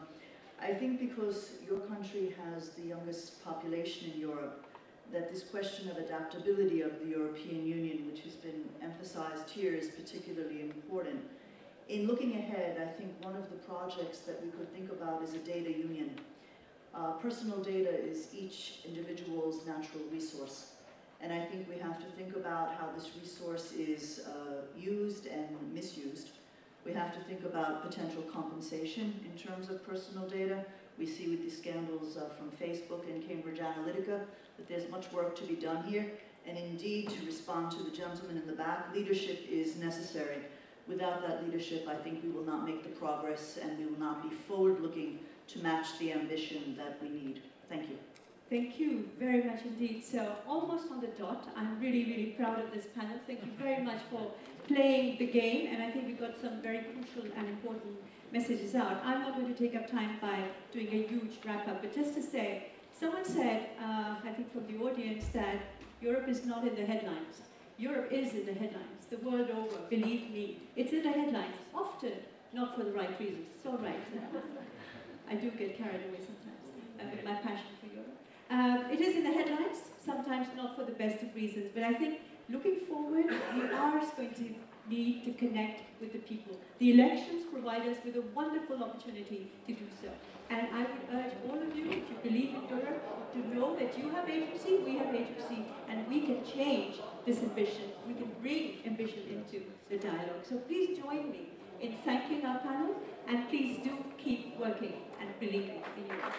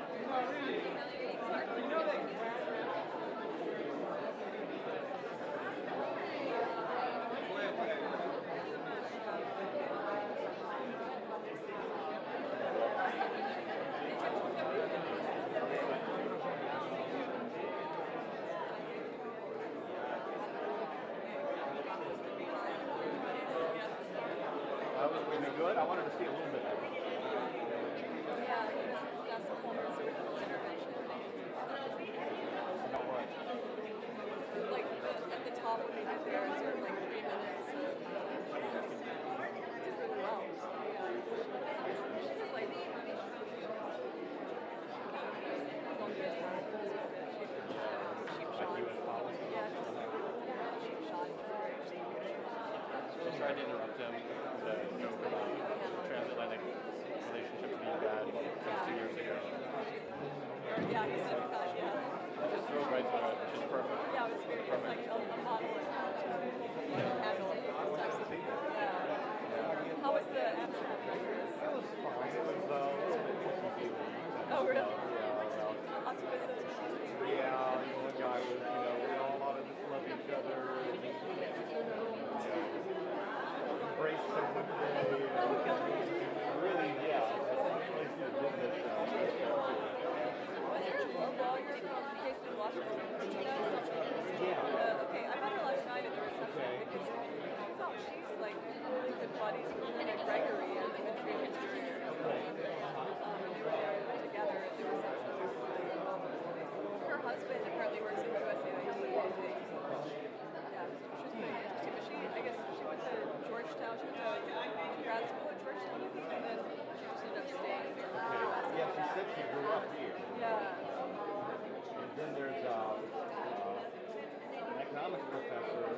young woman who's beyond us, but she got a PhD at Harvard. She has an American accent. I think she's American. Oh, okay. So although her name sounded I wonder if she's worth us trying to... that's what I wondered, would it just be an American perspective?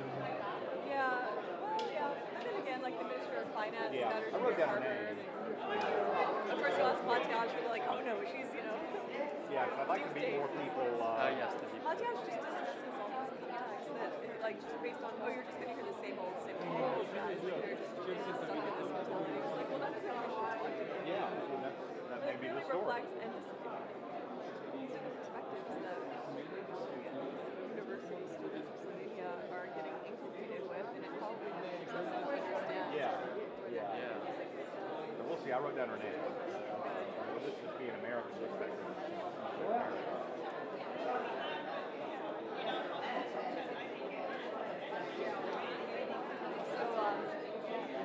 So Caltech told me to just going straight up to the garage and be there and wait. Yeah, that's what I went there first, and I thought, well, I could just last 20 minutes on the thing. Oh yeah, you were just sitting there twiddling your thumbs for, yeah. So I wanted to at least hear a little bit. Yeah, so you're going to go with Karen, and then the one thing on that is we've been giving Matt like 5-minute warnings, or like 3-minute warnings. He's really good. We have a hand signal? He doesn't walk.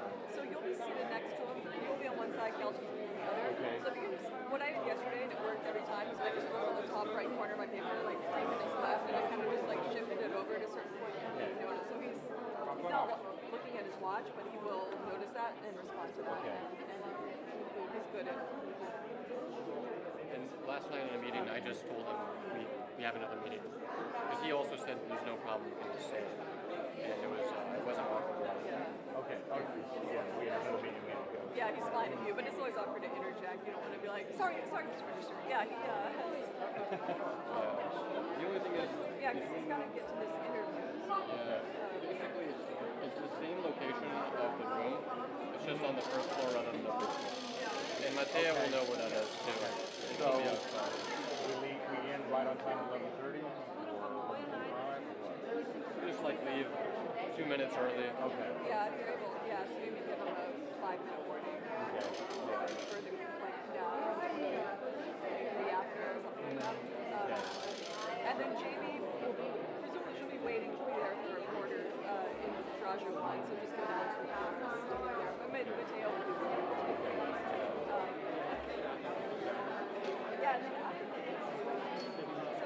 I do a role on the team.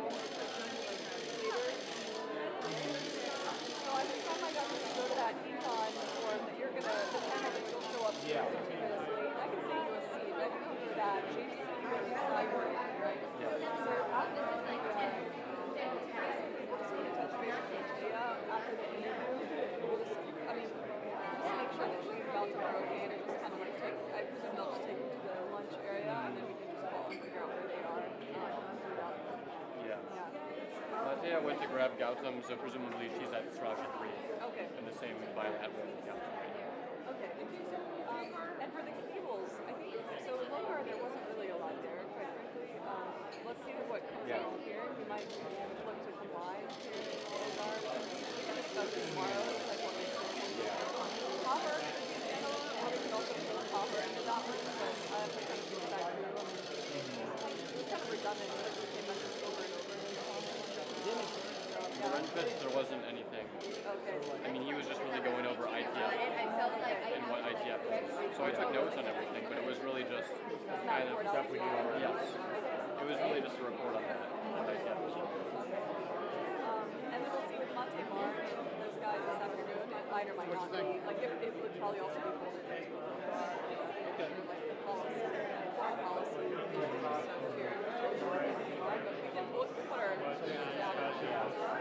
It always happens where there's so many but I have to say the muscle milk wasn't too heavy. very defensive. It's light, but it makes you happy. Everything's there. I know, man. I agree with the moderator on that. Do you want me to fetch them? Yeah, I've got protein bars here for you. I have peanuts. This is much fun. I remember those times when I was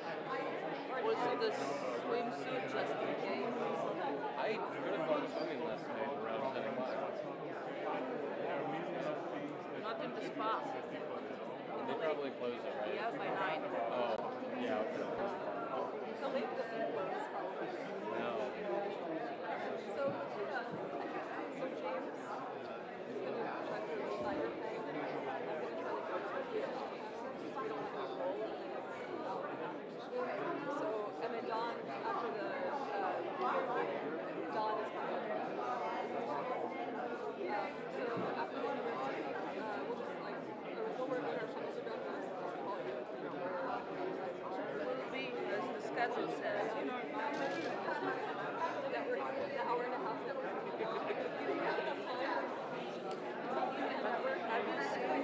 we were able to eat yesterday. We were able to drink yesterday. Yeah. So enjoy this year. Next year it's going to be different. I like what they've done with those. Yeah, it's nice. Yeah. Yes. Oh yeah, I want to start looking at the flight stuff. I checked it just now, but I think it's too early because it just said, yeah, 17:10. Yeah, it doesn't tell you it's delayed until like 20 minutes before. I don't know. When was he there? Yeah, I'm sitting in the waiting room. Did we get in on time? We found a route that works perfectly as long as all the flights are on time. You have to like rush between gates, but when you make it, you don't have to wait as long. So is it a little ride to Chicago? Yeah, so we're on Chicago to Munich to here. Oh, okay. And you've got maybe 45 minutes an hour for each one of those connections, which is fine. Yeah, if they're on assuming time. everything's on time. But when I flew back this summer, my flight was an hour late to Chicago, so I missed my connection. Oh my God. We're going to sit around in the airport for 5 or 6 hours. Something like that, yeah.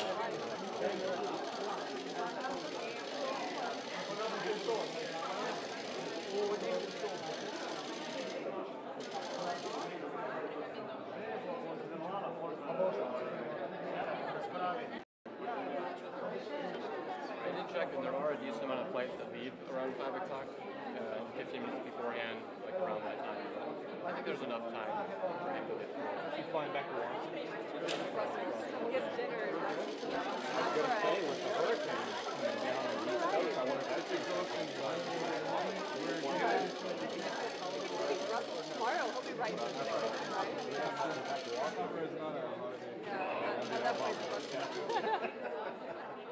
He can stay Yeah, in Brussels. that's the other thing. I can think of That's worse in the things. book. That's the magic of Thank you. Thank you.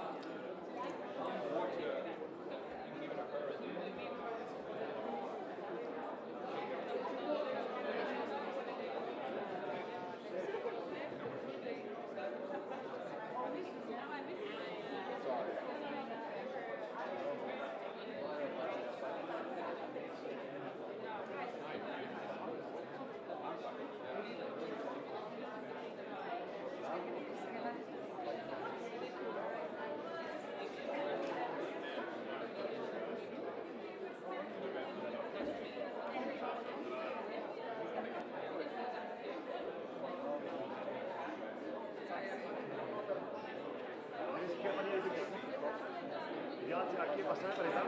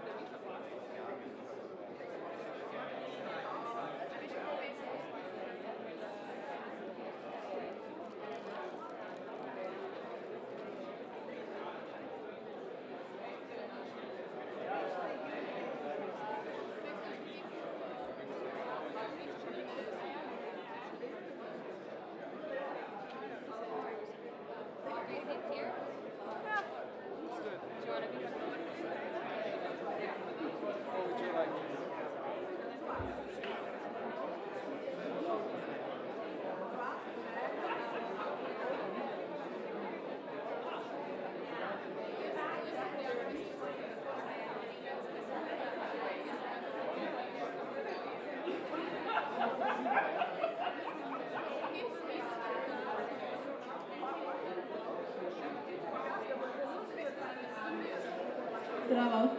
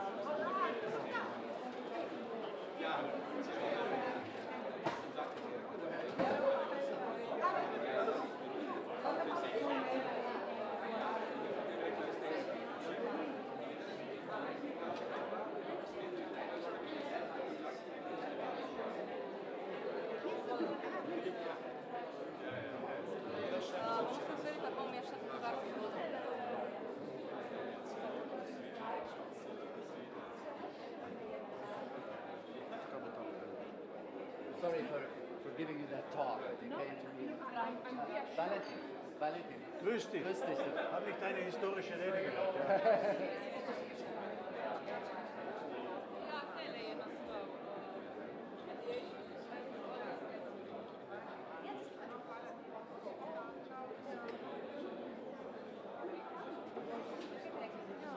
Hallo Helga. Ich bin der Valentin Dienst, Entschuldigung. Die hat mich rekrutiert und die gibt es noch immer. Ah, sorry, yeah. He recruited me for Bosnia-Herzegovina and I'm still alive. She made an interview, but she was so nice. Yeah, yeah, and I have to go early to my place. I was supposed to see the Prime Minister, but he also left early. Okay.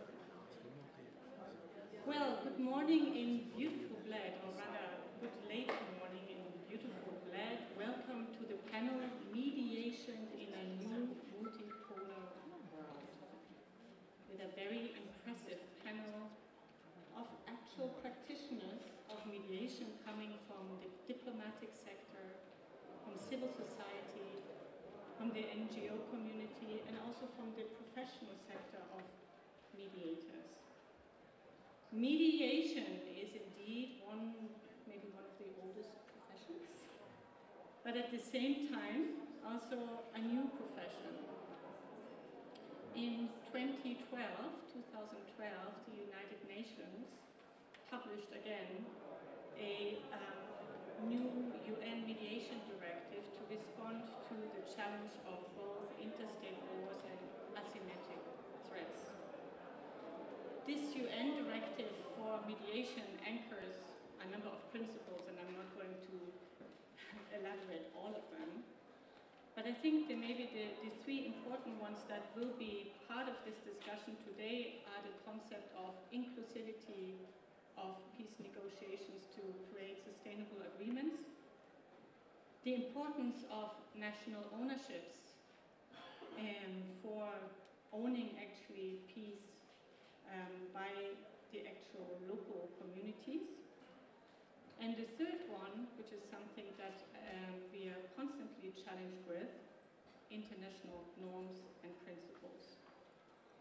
In this directive for mediation, this helps us just to give us maybe a base understanding of what we are talking about here, and then we can discuss whether it is actually being practiced or not in different realms of activity. Mediation is defined as a voluntary process whereby a third party assists two or more parties with their consent to prevent, manage, or resolve a conflict by helping them to develop mutually acceptable agreements.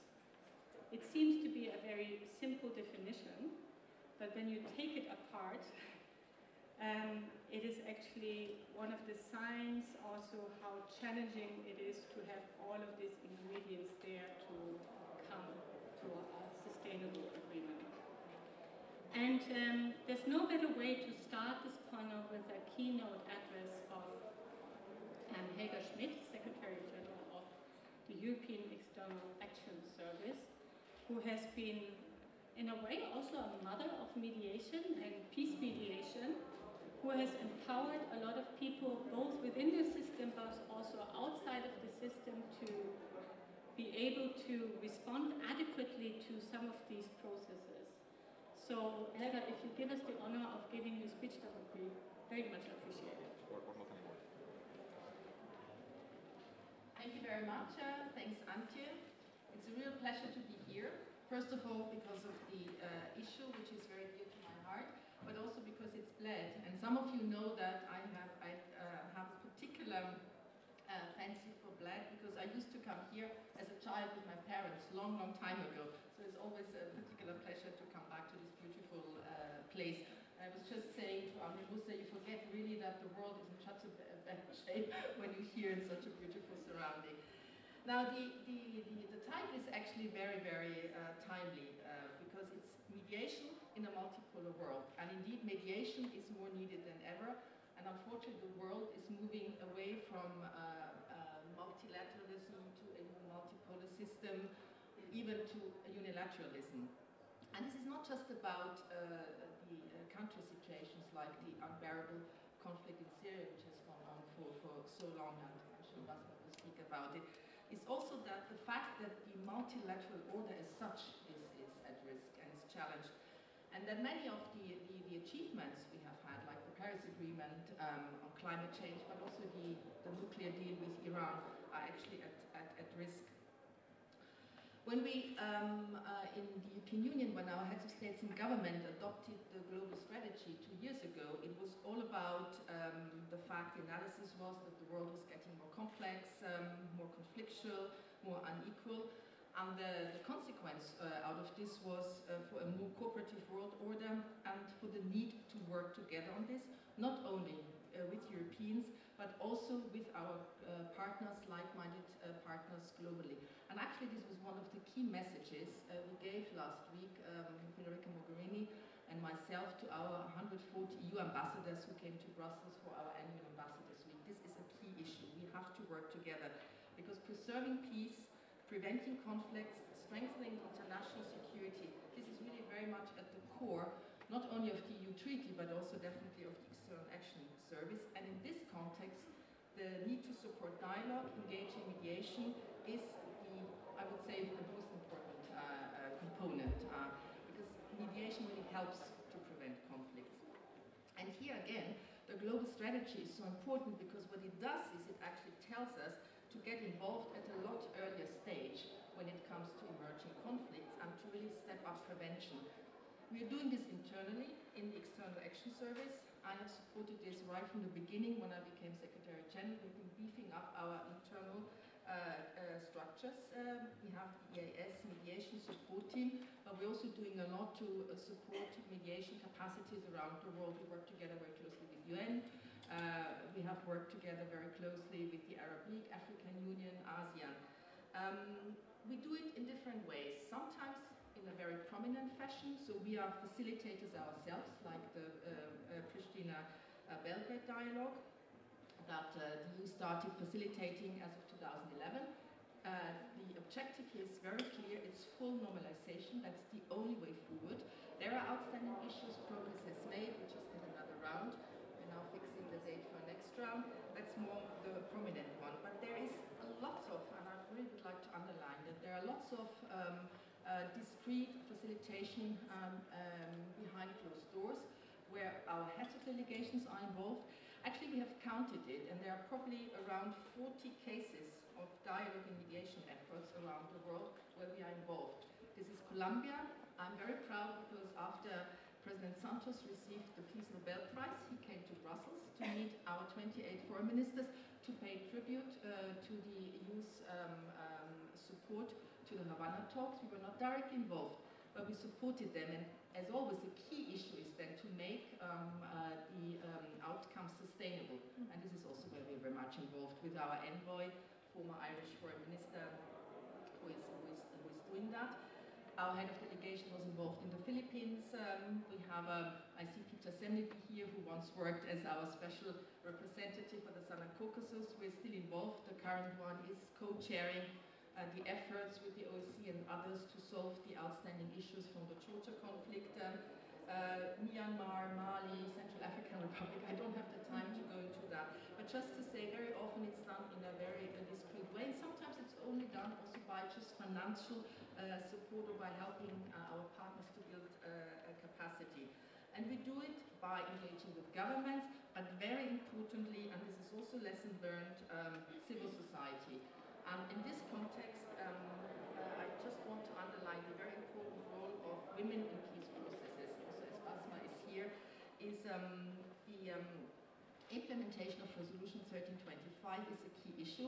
Our heads of delegations all around the world have a clear instruction to do whatever possible, also to encourage others to implement. We've been supporting the Syrian Women's Advisory Group. We have supported women in Liberia and many other places. And the reason we're doing that is not because it's important to do it, because there are empirical facts that peace processes where women are involved have a lot higher chance to survive than all male peace processes. But there is actually, if you think about Northern Ireland, Liberia, many of the local women that were involved actually prepared the ground. But the sad story is that when it comes down to the official negotiations, women are very much sidelined, put aside, and particularly when it comes to post-conflict situations. And this is totally unacceptable, and this is why, this also I've learned from Basma and others, this is why we need to be very clear about women as agents, not only as victims, but also about the need to give women a necessary space and also visibility. And last point on this one, at the upcoming UN General Assembly, we're preparing together with the UN an event on women of faith as agents of transformation. Because we want to demonstrate the important role women have in peace building and in this case focusing on conflicts with religious background. So the EU is not the classical mediator. Very often also we contribute to a wider process. I mentioned Syria already, where we are now trying to engage with the Astana guarantors because of the offensive that is happening on Idlib. We're the biggest humanitarian donor. We're the ones who say that once we are in a post-conflict situation, it can only be based on the rule of law. We're the ones who say no impunity, accountability, in addition to all the support we provide. We have been working very closely with the African Union. I mentioned ASEAN. But one point I wanted to make clear is that because of the changing nature of conflicts, it's very important to work with like-minded or to work in coordination with others. And this was actually the success of the Iran nuclear deal. I won't say so much about the contents, although I have to say there's so much misunderstanding. This deal was only to make sure that Iran would not reach the nuclear threshold. It was absolutely crucial to prevent a nuclear arms race, and it was crucial actually to avoid a devastating conflict in a very, very sensitive region. And to work with partners. As I see Roman here, I mean, I was very much working very closely. Kazakhstan was not part of the agreement, but was one of the countries which we keep updated regularly. We even hosted negotiating rounds we had, and we played an important role also in helping us with the implementation. But what was the EU's role here? And this is the point I want to make. Only the EU could do it because only the EU was perceived as an honest broker with no historic colonial baggage. We worked with a mandate from the Security Council. The 6 countries were crucial. I mean, because China, Russia, the US, they brought together the whole spectrum of the international community. But it's also, and the deal was actually validated by a Security Council resolution. And this is, I think, why it's so important to stick to it, because the message you give, if this is undone, and we all regret that the US left, is that you challenge the effectiveness of multilateral diplomacy. And then, of course, you don't give a positive message when it comes to other possible international efforts, such as, for example, the DPRK. Pacta sunt servanda. I think this is more important than ever. I don't want to be too long. Just to conclude, I think what is more important than ever is a cooperative force for peace. And this, for us, this means strengthening the UN. And here I mean also organizations such as UNRWA. I mean, UNRWA are doing such an important job. In the last week we had an informal meeting of the foreign ministers, and we appealed to everyone to try and step in to fill the financial gaps. The work they are doing, for example, in schools, is the best example of conflict prevention. We also stick with, and the EU is very clear about that, to the two-state solution when it comes to Israeli-Palestinian conflict. You don't hear it so much anymore, but this is the only way forward. So we work with partners, and particularly also in Africa. And again, the fact that we are building a true partnership with Africa, the key issue of the summit in November in Abidjan was investment, digitalization, women's empowerment, skills, and education. And I think this is, again, the best way forward to in terms of conflict prevention. Last point is, last week when we had our 140 ambassadors here, we were giving our analysis of what was happening, and many ambassadors then came to see me afterwards and said, but you're giving such a gloomy picture. Actually, the situation on the ground is very different. The EU is very much in demand. I mean, there are so many countries now who look towards the EU to actually help in our efforts to preserve a rules-based order, to defend values, interests, and actually preserve effective multilateralism. And in this respect, I think this is the only way forward, is to work together with like-minded partners, but also organizations, and in particularly also civil society. Thank you. Thank you very much.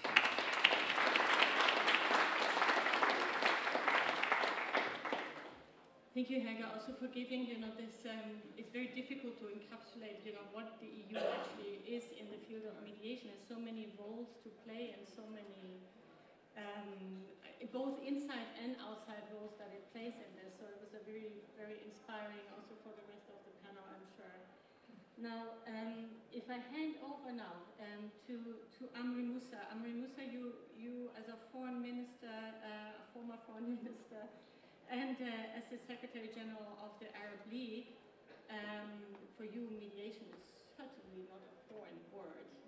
And you probably have spent most of your life, adult life, I guess, supporting it, leveraging it, safeguarding it, and yet the situation in the Middle East is not a peaceful one. So, he is prepared for this question, but I don't know whether you're going to really answer it. My question was if you had 3 recommendations about how a conflict resolution framework could be set up in the Middle East, in your opinion, what would these 3 things be? You can sit or stand as you like. I prefer to stand. Okay. Well, thank you very much. I will start by referring to the paper prepared for this meeting about mediation. The principal question was, how should we effectively address complex contemporary challenges that the international situation, international community meets, and the threats to international peace and security, new threats, new challenges. At the same time, another question, very crucial one, the world may never have had so many tools for conflict prevention and early warning mechanisms. What happened? Why is the failure in preventing conflicts and in building peace? This is a very valid question. The Secretary General had just told us about mediation and the benefits of mediation and the successes of mediation. I will submit before this highly sophisticated audience that the term mediation has turned into a different term, which is managing crisis. To manage the crisis. Keep the crisis on, but manage it. We suffered from this management of crisis in all the conflicts in the Middle East. And I would say it is the same in many other areas of the world, perhaps with some very few exceptions, the one you mentioned, the example you mentioned. But we have to warn each other and warn the international community that moving from real mediation, as the Webster Dictionary defined the term mediation, into a diplomatic game to build influences and achieve interests, and then take a position that is not neutral, because, as Hilda was just saying, mediation needs an honest broker, capital H, honest broker. Without that broker, honest broker, you can achieve nothing. But to try to convince one party into full submission to the other party, this is unheard of mediation. And that is why the whole situation in the Middle East got into what it is today, total chaos, because of the lack of honest broker, or lack of honesty in all brokerships that have been followed in that era. Many examples. The situation in Syria today is the victim of the same attitudes and policies. The situation in Libya is the same. let alone the situation in Palestine, where the total submission is required by the Palestinians in order to build peace. Small p. This will not work.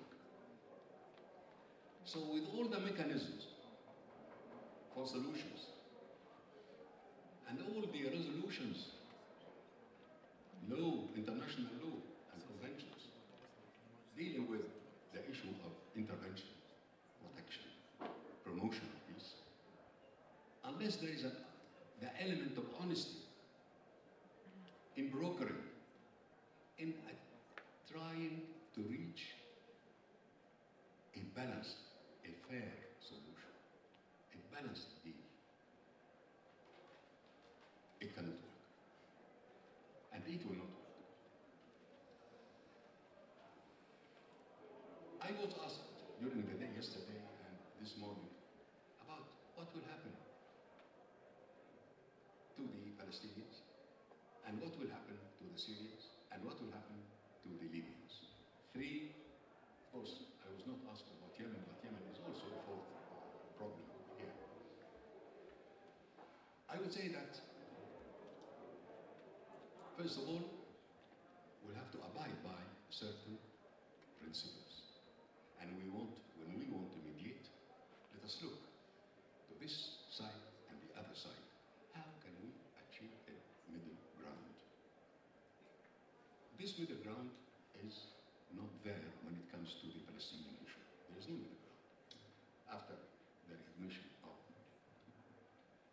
by one state, although a super state, of Jerusalem as the capital of Israel, and the opposition of almost the whole world to this step, this cannot be called a final thing. It is not a final decision. It's not a final word. There is a lot to be said, and unfortunately a lot to be done in this respect. Only 5 days ago, we had an audience with the Pope, myself, and several Arab politicians, not to use the word leaders. And the Pope said, Jerusalem should be the city of peace and the capital of peace of the world. Capital of peace. How can we achieve this kind of goal? Holy goal as expressed by the Holy See. This should not be left to mediation or to managing the situation in Jerusalem. And the rest, how can we achieve a solution that would preserve the interests of both parties? And both parties, I mean Palestinians and Israelis. I mean Israel and the Palestinian authority. In Syria, we have moved from a revolution into a civil war.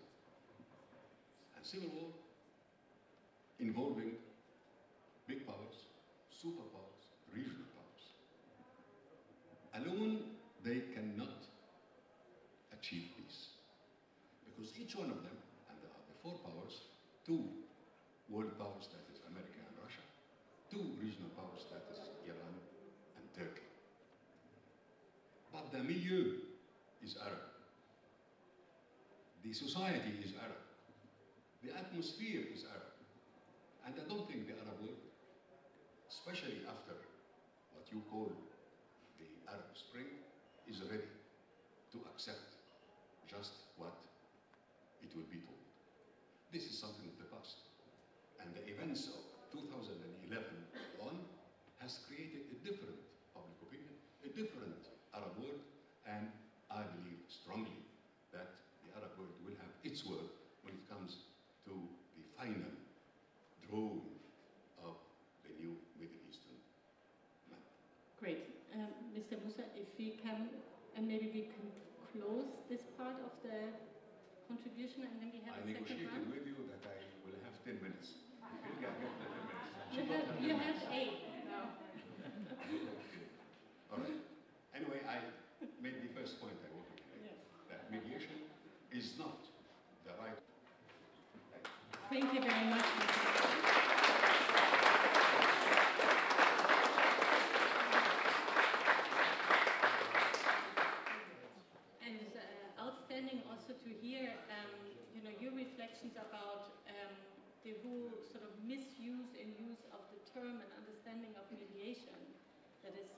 being It is filtered. not the term. It is not the term. It is the policies, what we are doing on the ground. It's more serious. I think that what would be the overarching recommendations that you need for the region. Yeah? Either you give me the floor. I give you a little pause for reflection. So, in my next intervention. Thank you. So it's getting very lively already. So I would like to turn to Basma Kumani, who's a very important person also in the region. A person coming from so many sectors, and from civil society. She's a very renowned academic. She's a very strong activist and leader in the opposition, Syrian opposition movement, working relentlessly also to help the suffering in Syria and maybe to assist in the creation of a process that could be called maybe a fair dialogue process, which is a very, very difficult endeavor. So we fully recognize that here. And Idlib, that everybody is watching with great despair, let's put it this way, is I would like to ask your opinion about what could the international community do in maybe being able to broker, call it mediation or dialogue or maybe something more than this, in this particular situation in Idlib, and then maybe to arrive to a situation where we could say this is the future of Syria. Yeah. Switch this on. Yeah. It's on. Thank you. Thank you.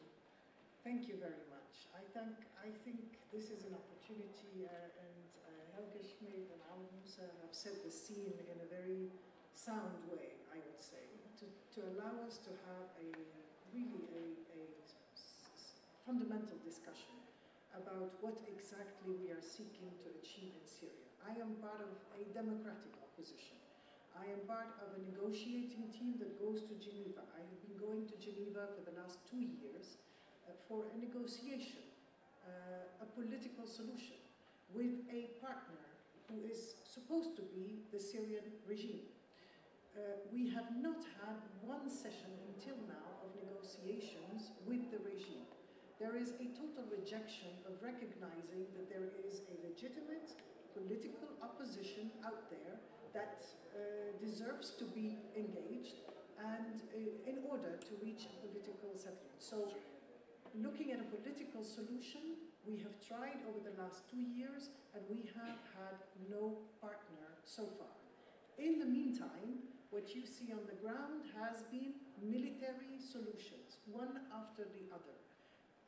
With the support, and the broker is here Russia. It is not the honest broker with a big H, nor with a small h, to be really sincere. We have had a Russia that is fully on the side of the regime and has helped solve, and I say solve in quotation marks, situations on the ground, one after the other, through obtaining the surrender of the armed groups in these areas, starting with pressure on civilians. And so when we say the civilians are at threat, the civilians are a full party or a full ingredient to the strategy that is implemented by the Assad regime and Russian support. They are the first target. The pressure on them to demoralize them, to tell them there is no way out unless you ask the armed groups to get out and to surrender. And so they are starved. Then bombings, they start on bakeries, on hospitals, on markets. This is a systematic pattern of how the military operations have happened in all regions of Syria, the last one being the south. Today, all those solutions have led to a concentration, the displacement, the forced displacement of populations towards the northwest of Syria, that is in the region of Idlib, on the border with Turkey. In this area, we have today 3 million people.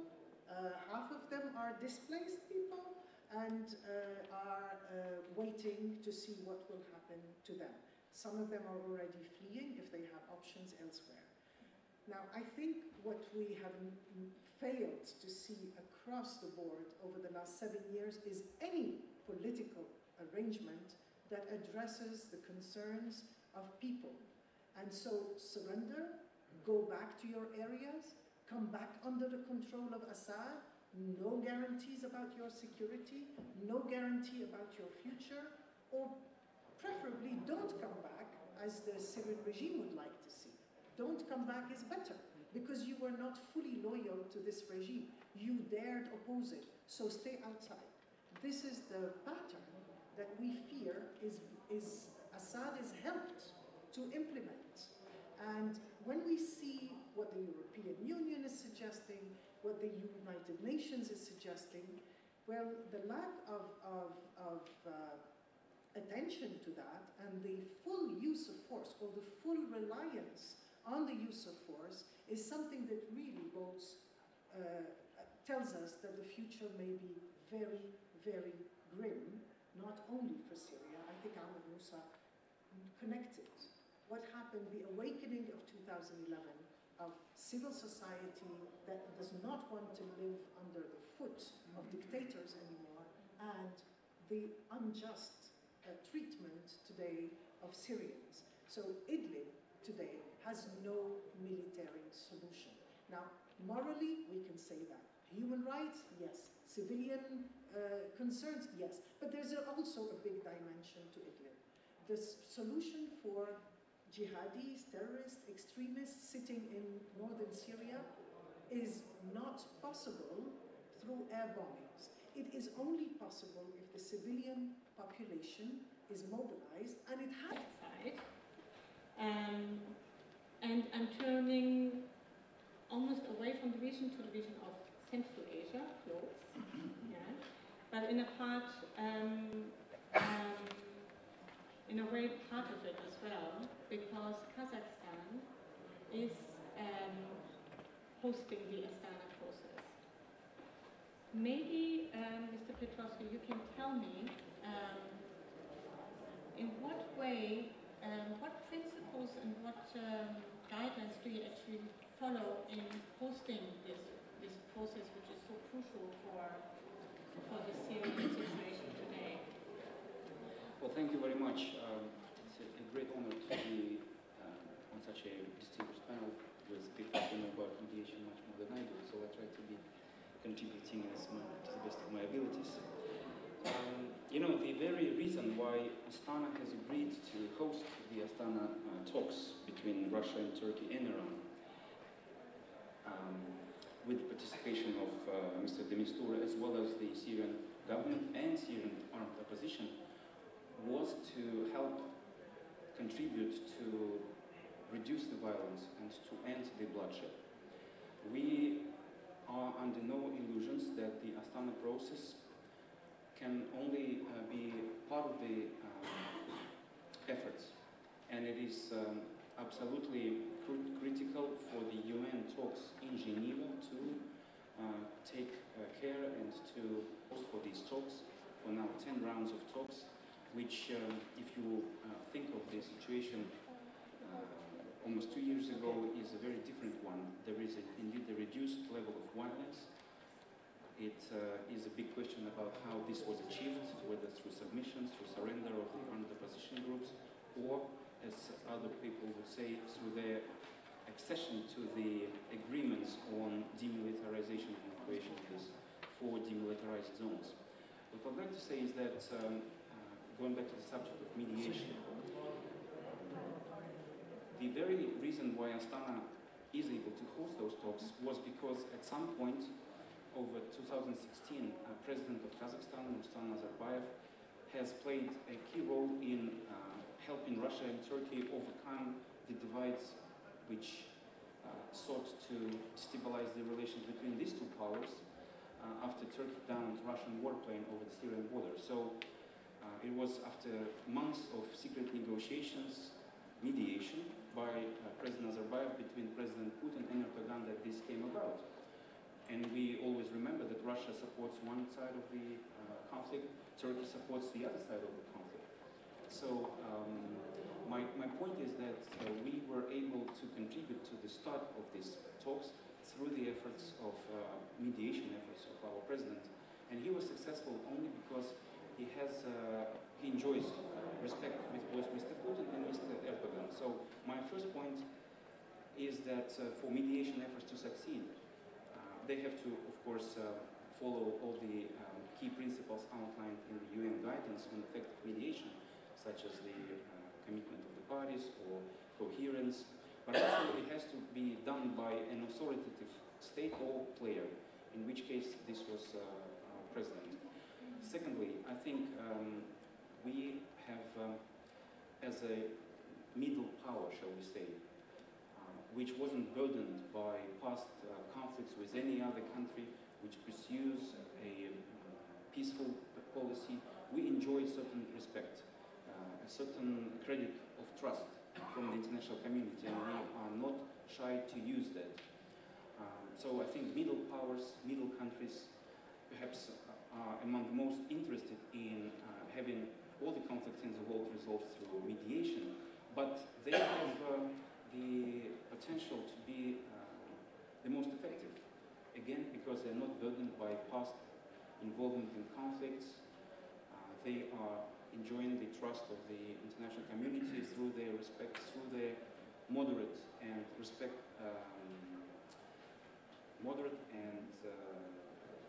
responsible policies. So this will be my points for you. Thank you very much.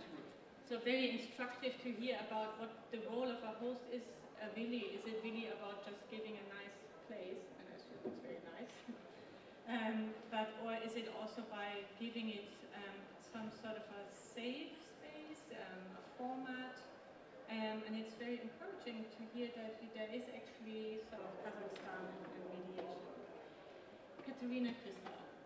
And we had a wonderful kickoff by Lena Schmidt also, where she mentioned the role of women in mediation, and you are also a shining example, a professional involved deeply in mediation on all levels as a professional lawyer, mediator as well, and as are you founder or of the Women's Mediation Network for the Mediterranean region? No, there I am a member of. Okay, a member of.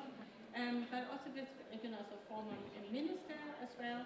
And I'd be really interested to hear from you, also from your personal experience and your sort of strategic assessment as well. So where do you think, in what way would women make a difference in shaping peace processes if there would be more women around? Mm-hmm. Yeah. Thank you, Ante, for this really relevant question.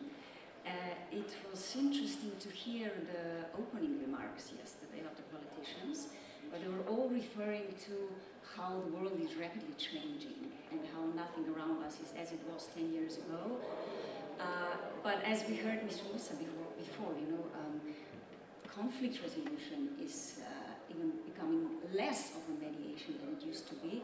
So it's a question, why don't mediation, why don't conflict resolution processes start to evolve? Because everything is changing, as well as the nature of disputes and the wars is changing very much. And since there is roughly 50% of women in the world, or in each society, where there is a conflict or it is not, it's quite interesting to learn that there's 2.4% women lead mediators in the conflict resolution processes, which we heard is around 40 now open at the time. So where's the problem? And it's obvious it is, because 18 years ago there was a Security Council Resolution 1325 that was adopted that said there should be more women in these processes and countries should do more to put women in these processes. But 18 years later, when we are already mature, there is 2.4 women in these processes. So what is wrong? Or maybe first question should be why they should be, apart from the fact that they form actually a half of the population, is that basically in most of these conflicts, women tend to be the most affected persons actually. They suffer physical violence, they suffer sexual violence, abuse of many forms, and all this violence causes terrible traumas in large scales, which should be addressed within the peace talks or peace maintain talks, and they should be addressing issues that are relevant for half of the population. And as we heard in Syria, it is the same problem. The negotiations are not bringing questions or are not resolving issues that address population as such. That's why it is necessary to have a woman there, because it will be addressing different issues. And it's in a nature of how our society is mainly, not absolutely, but in general organized, is that the women will be the ones that will be starting the first to mend the social tissue of the community. They will be the ones because of their traditional role in the family and relationship building and so on. So these are all very general factors why you cannot go past the women when you are setting the rules for the peace in certain country. But then there's again the issue how different are women mediators than men mediators. People are very sensitive about these issues. I will not say that it's absolute like this, but there's been enough of researches done that they show that there are differences.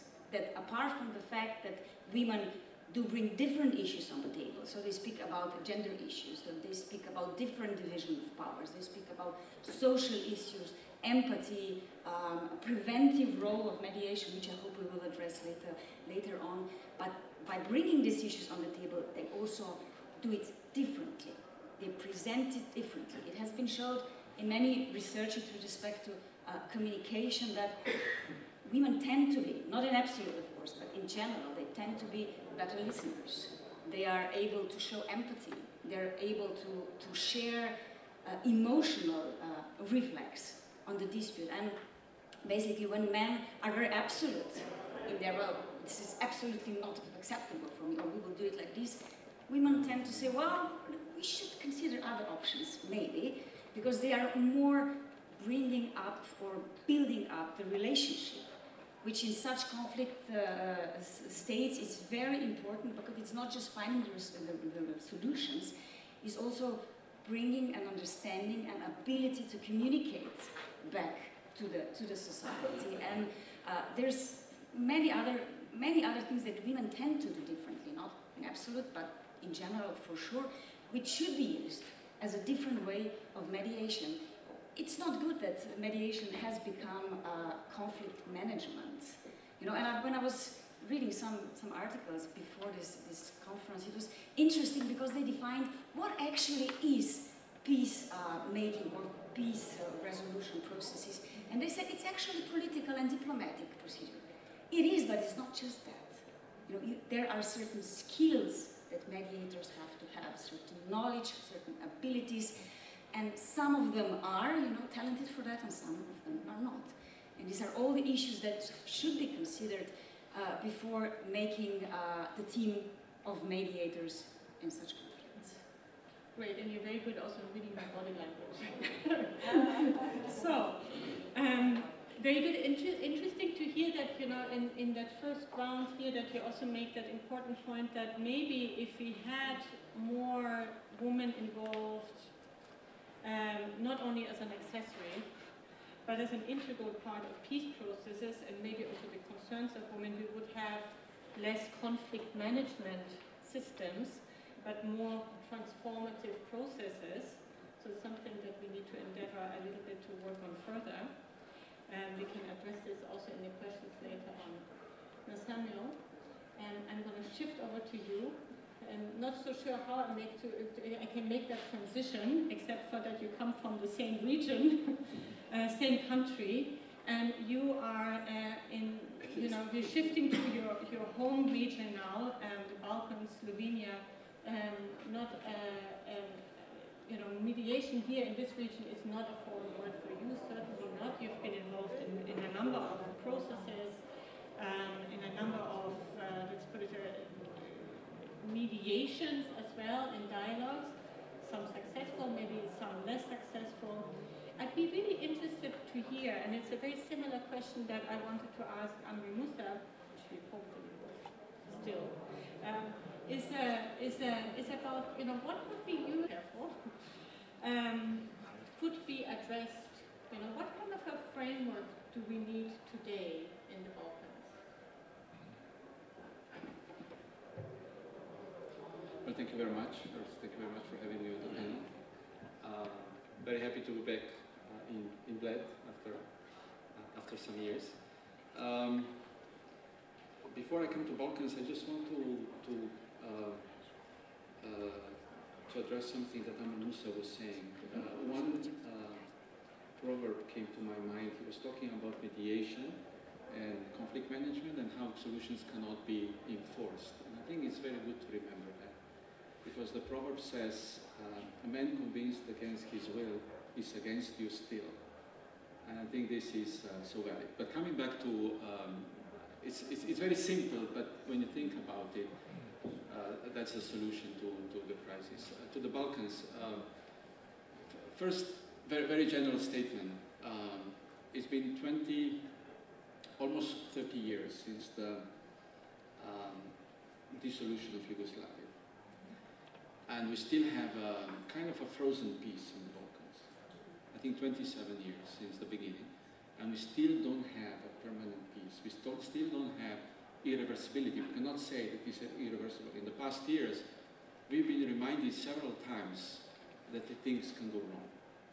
You know, if you remember what happened in Macedonia in Kumanovo 2015, or 27th of April last year in Sobranje, or when the famous train was coming to Kosovo 2 years ago from Serbia, or the whole event around the genocide resolution in the UN, and then the Srebrenica commemoration.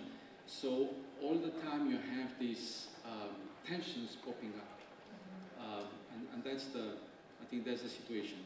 At the same time, of course, we did have many successful mediations and involvement, especially by the EU. You can talk about Montenegro independence. You can talk about involvement of EU in Kosovo-Serbia dialogue now for 7 years. You can talk about our support for, well, if you come back to Macedonia where I am, first the Ohrid agreement, the post-conflict agreement that was done with the support of the EU, or the support we are providing to the UN-led process now on the name issue, and so on and so on. So you have a lot of successes. And the EU, I think, is the natural partner for mediation. The partner, I would say. Every country wants to join the European Union. EU is the biggest trade partner, the biggest investor, the biggest donor in all the countries. At the same time, EU has also recognizes or took upon its special responsibility for the region in the strategy that we adopted in February. It says very clearly about the perspective of the countries in the EU. So I think there is interest on both sides, or there is leverage on the EU side to achieve results. So now come to the 3 points that you asked. What should be done? And I'll repeat the sentence I started. It's been 27 years since we have this conflict, not conflict, this mediation attempts or tensions in the region. And it seems you know, it pops in one country, it can influence the other country. And we have been addressing issues as they pop up. So we focus, we mediate, we jump to try to solve, to manage the crisis, as Amr Musa said. And I think maybe it's been enough of this. I think that we should now look at the Balkan as the full region and try to solve all at once. I think we should start dealing with all open issues in parallel, because on top, in the strategy, the EU said no country will enter EU before solving border crisis, border issues, or other open issues. And nobody's doing anything about it, nor us, neither the region. And there are a lot of border issues open, apart from Kosovo-Serbia issues. So the first thing, I think, is we should admit that it's been enough, and that that's the second point, the EU is the one who should do it. Should look at should put all issues on the table and deal with them in parallel. For that, you need political and diplomatic guidance, but also what Katerina was saying, you need expertise. I think you would need much more expertise from member states and from the EU to be able to handle that, because we remember, you know, Ahtisaari process or Rambouillet or Dayton process, these were big processes. So if you want to start something like I'm mentioning, you need to start a huge process. And the third point is, I think something you mentioned at the beginning, you mentioned inclusivity. Yes, there's so many times, including in the Balkans, that we focus on the leaders.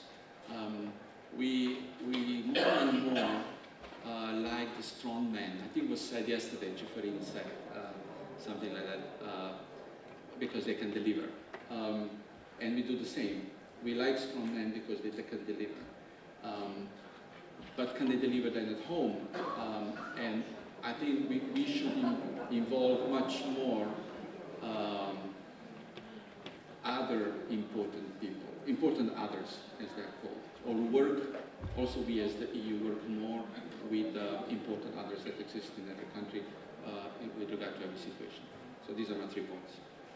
Okay, thank you very much, Samuel. Also interesting because you look at it in a bird's eye perspective, and it would be interesting also in the second round, maybe, if you could also say something about what is the role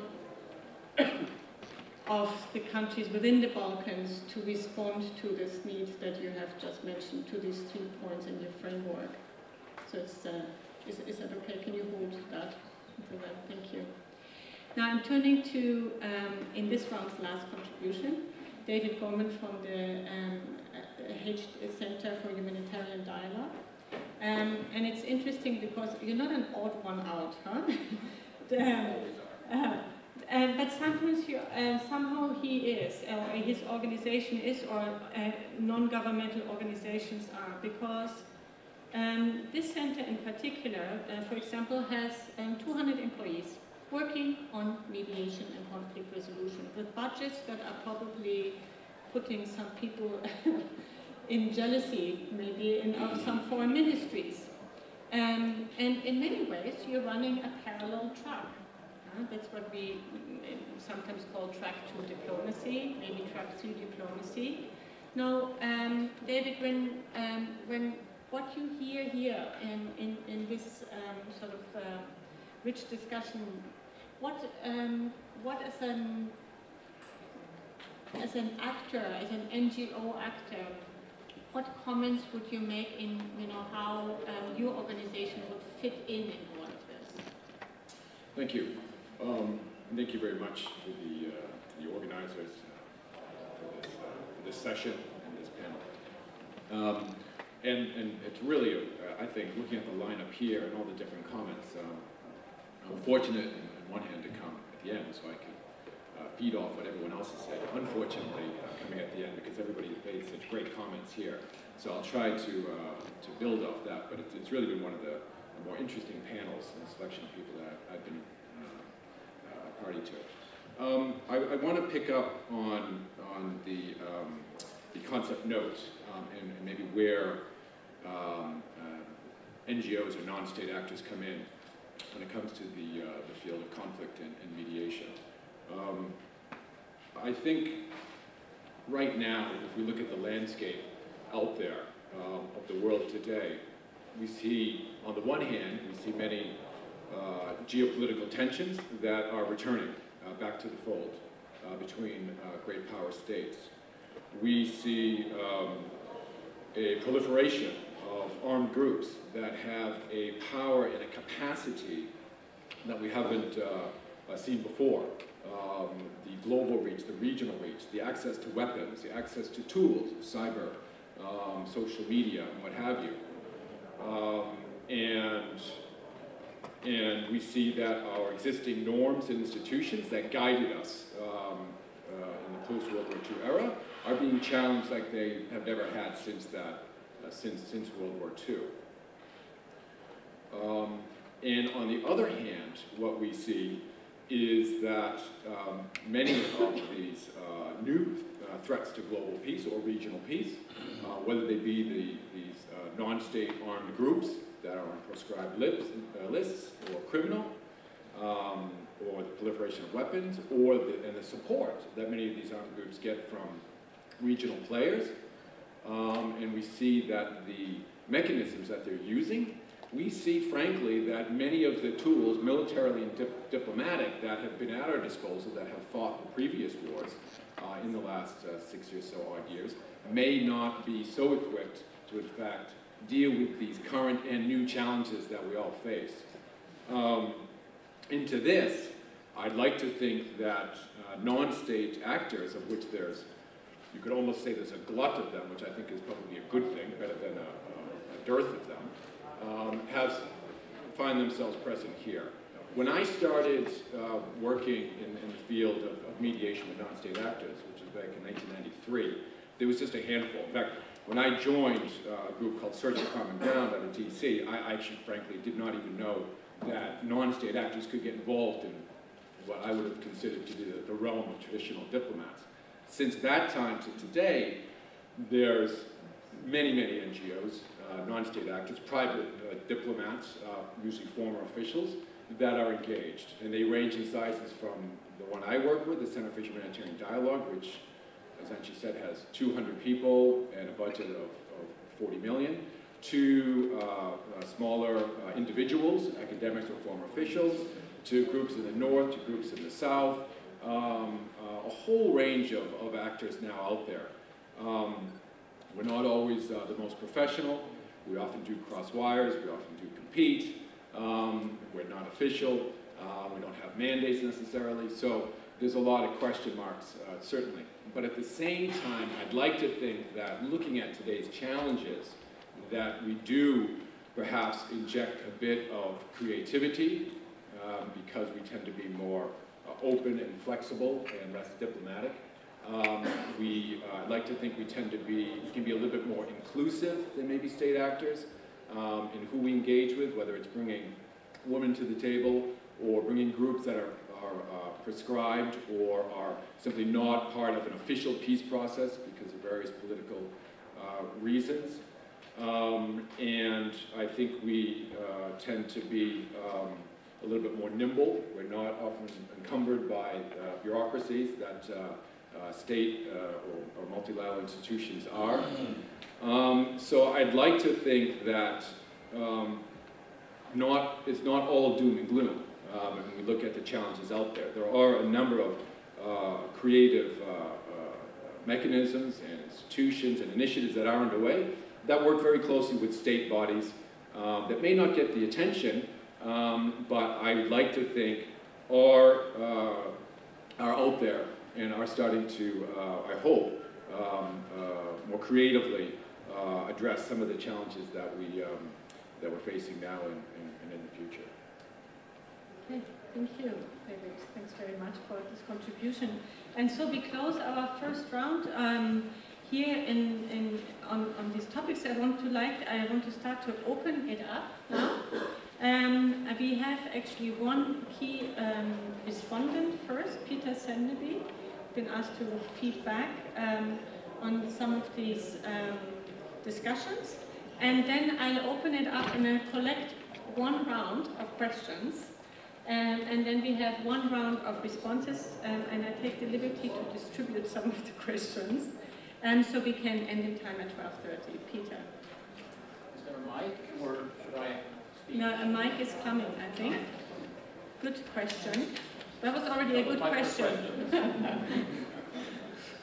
Well, thank you, and thank you for a very interesting panel.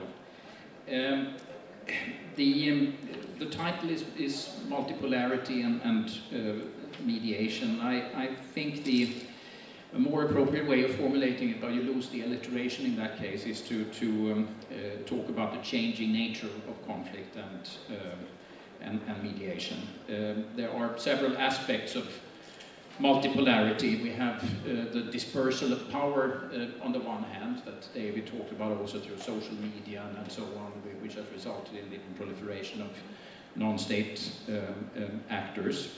The other aspect of multipolarity is what Helga started with, the increasing challenges to multilateralism and international law. As a result of all this, we have a very much more complicated conflict environment than ever before. Most of the conflicts that we see are really layers of conflict, very local ones that are with an overlay of regional competitions between the regional powers, and also an overlay of a more global competition, or aspects of that in Afghanistan, Yemen, Syria, the Caucasus, and so on. There are in fact very few classical interstate conflicts anymore. One of the last classical ones, I guess, was between Ethiopia and Eritrea, but presumably that one has been resolved by now. Civil conflicts are being hijacked. Georgia and Syria are examples of that. Proxy wars are becoming more common. We are seeing hybrid wars, kind of managed instability by external actors as a way of engaging. And all of this means that many of the classical approaches, hurting stalemates and so on, don't building also to mediation, and makes it more difficult to find the local partners for the local ownership that Antje talked about. The consequences for mediation are multifold. Mediation in most cases needs to take place at several levels at the same time. I was in Geneva last week for the United Nations sponsored Yemen consultations, which did not take place ultimately, but where it was clear that there was a multiple layered positioning going on, both between the parties in the conflict, but also between the regional parties.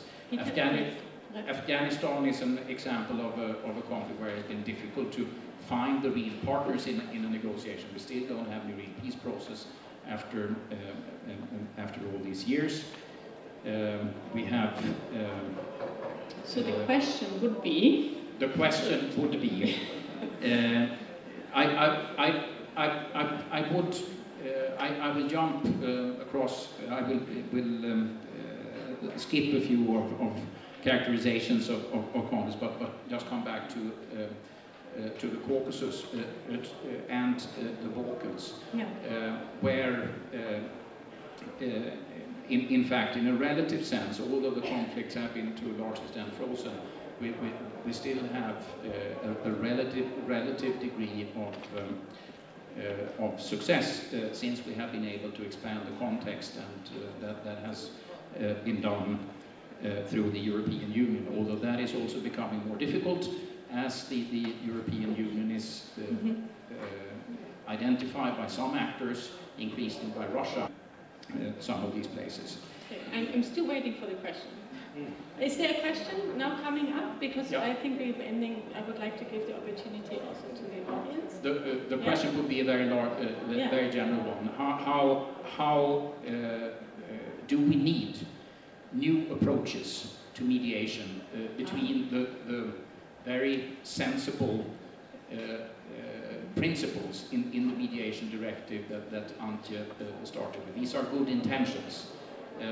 But they may not be sufficient to face the very complex challenges that we are facing in most of the conflicts. Great. So what do we need to make it real, in other words? Thank you very much, Peter, for, I know it's very challenging to give a short response, and he had a special role here. He was a respondent, so I'm just giving a warning to anybody who comes after this. Please give short questions, and then we have a round of responses. So I have three ladies sitting here in the front. Is there any more than that? 3, 4? Yeah, okay, 4. Then so we take those 4 first. Yeah. Going like that. Hello, I'm Dr. Alenka Verbule. I'm an independent researcher.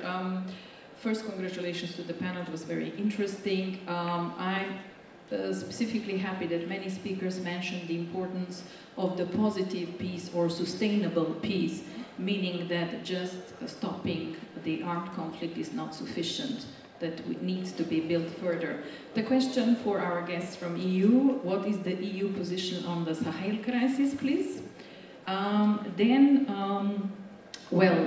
In the Balkans, we have seen Madame Ashton doing a great job. So, female mediator, negotiator vis-à-vis Holbrooke, for example. Can we have some parallels perhaps discussed? Then for our guest from Syria, my question is, who actually controls or follows on the work of the mediators? What is the UN doing in this process of resolving the conflict in Syria? And also additional sub-question, so basically at the moment we see that it's the government and the opposition. What about the Kurdish movement, the radical groups? Are these going to be incorporated in the later stages? Or what is your view on that? Sorry, one more for Mr. Zboga. One more? Yes. Well, I think it would be fair to give everybody a chance to ask questions. Just for Mr. Zboga, the importance of addressing reconciliation in the addressing Balkan issue.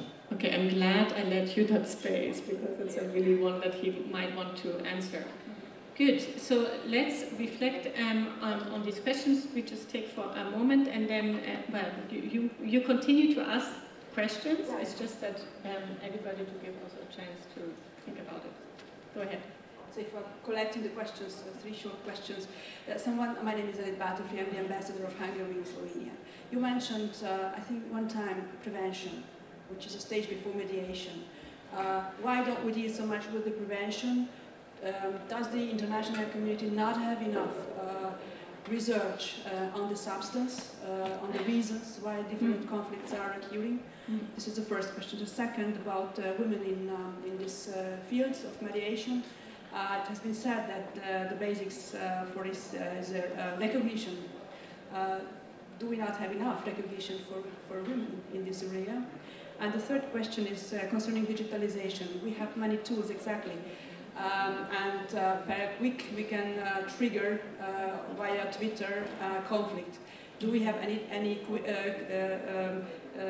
digital solutions or any means in our hands to settle on a digital way the conflicts or to support mediation? Thank you very much.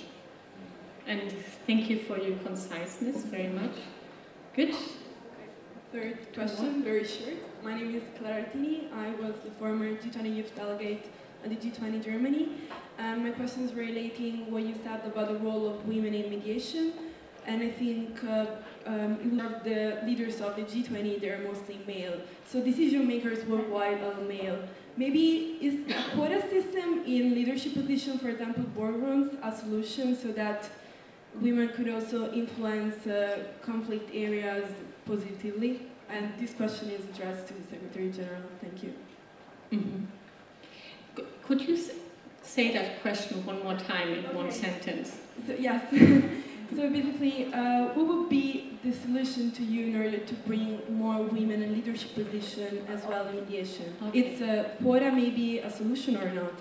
Thank you very much. Sorry, is what is a quota, for example, boardrooms. Yeah. Okay, quota a solution to this issue. I had one more over on this side. Is that hand down now, or is it still perfect? No? Okay, good. I'm going to do this way. Would you like to start, Helga, or do I start from this side? I can be last because I was first. Yeah, in the that's what I beginning. thought. Kind of fair in terms of Yes. mediation, right? Okay, David, you can pick on maybe one question, if that's okay with you. That's a good idea. Yeah? I'm actually going to go into the gender one simply because I think it's one that we don't spend enough time on, and it's probably better that sometimes, I think it's not better, it's good that a man also speaks on it. I was involved in the Philippine peace process between the More Islamic Liberation Front and the government of the Philippines for about 9 years, actually. And if anybody who's familiar with that peace process would know, in fact, that the government of the Philippines really made a big push to ensure that there was a proper representation of women on their panel. And so, towards the end of that process, when it successfully concluded, in fact, over 40% of the government negotiating panel was women. Secondly, on the More Islamic Liberation Front side, what was interesting was trying to have the conversation with them about why it would be important to have women in the negotiating room, and also why these issues should be on the table. And it was a lot of interesting things that ended up coming out through that effort to try to bring it. And one of the ones that I'd like to share was, after many attempts often failed to, that often ran into cultural issues about where was the woman's role in the negotiating process. I think one of the things that most worked well was basically saying to them, listen, you have these tools, in your toolbox, and you're not using them. So you're cutting yourself short here in the negotiating table, as you very clearly, quite precisely and accurately laid out all of the different qualities and elements that a balanced table provides, in particular that women bring to a negotiating table. You're only shooting yourselves in the foot by not including women at the table. And so I think it was through that we probably most effectively eventually started to ease women in. Frankly, at the beginning we had to pay for women to come in, and then we had to bring in, identify women for them to bring in. But in the end, the women on the More Islamic Liberation Front side of the table were engaging, in fact, leading the negotiating panel for all the various reasons that you mentioned. And a proper study hasn't been done, I think, but I do think there's a PhD out there waiting on that topic, on exactly how did women in that negotiating setting help steer that peace process to a successful conclusion. But it's there. Thank you, David. Well noted. Very good. You want to go next? Go like this. Yes, I think you asked me a question. What would the leaders or what would the countries in the region need to do to have mediation more successful? I'll tell you a story because it has a relevance around Bosnia. At one point, a few years ago, there was a Butmir process, tried to make a Dayton 2.0 that failed. And after that, we went for a visit and we talked to the leaders. And one of the leaders there said that, they met in Butmir, it was very serious, there were some proposals on the table, and they talked among themselves that, maybe it's not such a bad proposal and so on. But then the conclusion of the leaders negotiating was, in Bosnian, this is daleko je do zore, which means it's far until the dawn. Let's wait.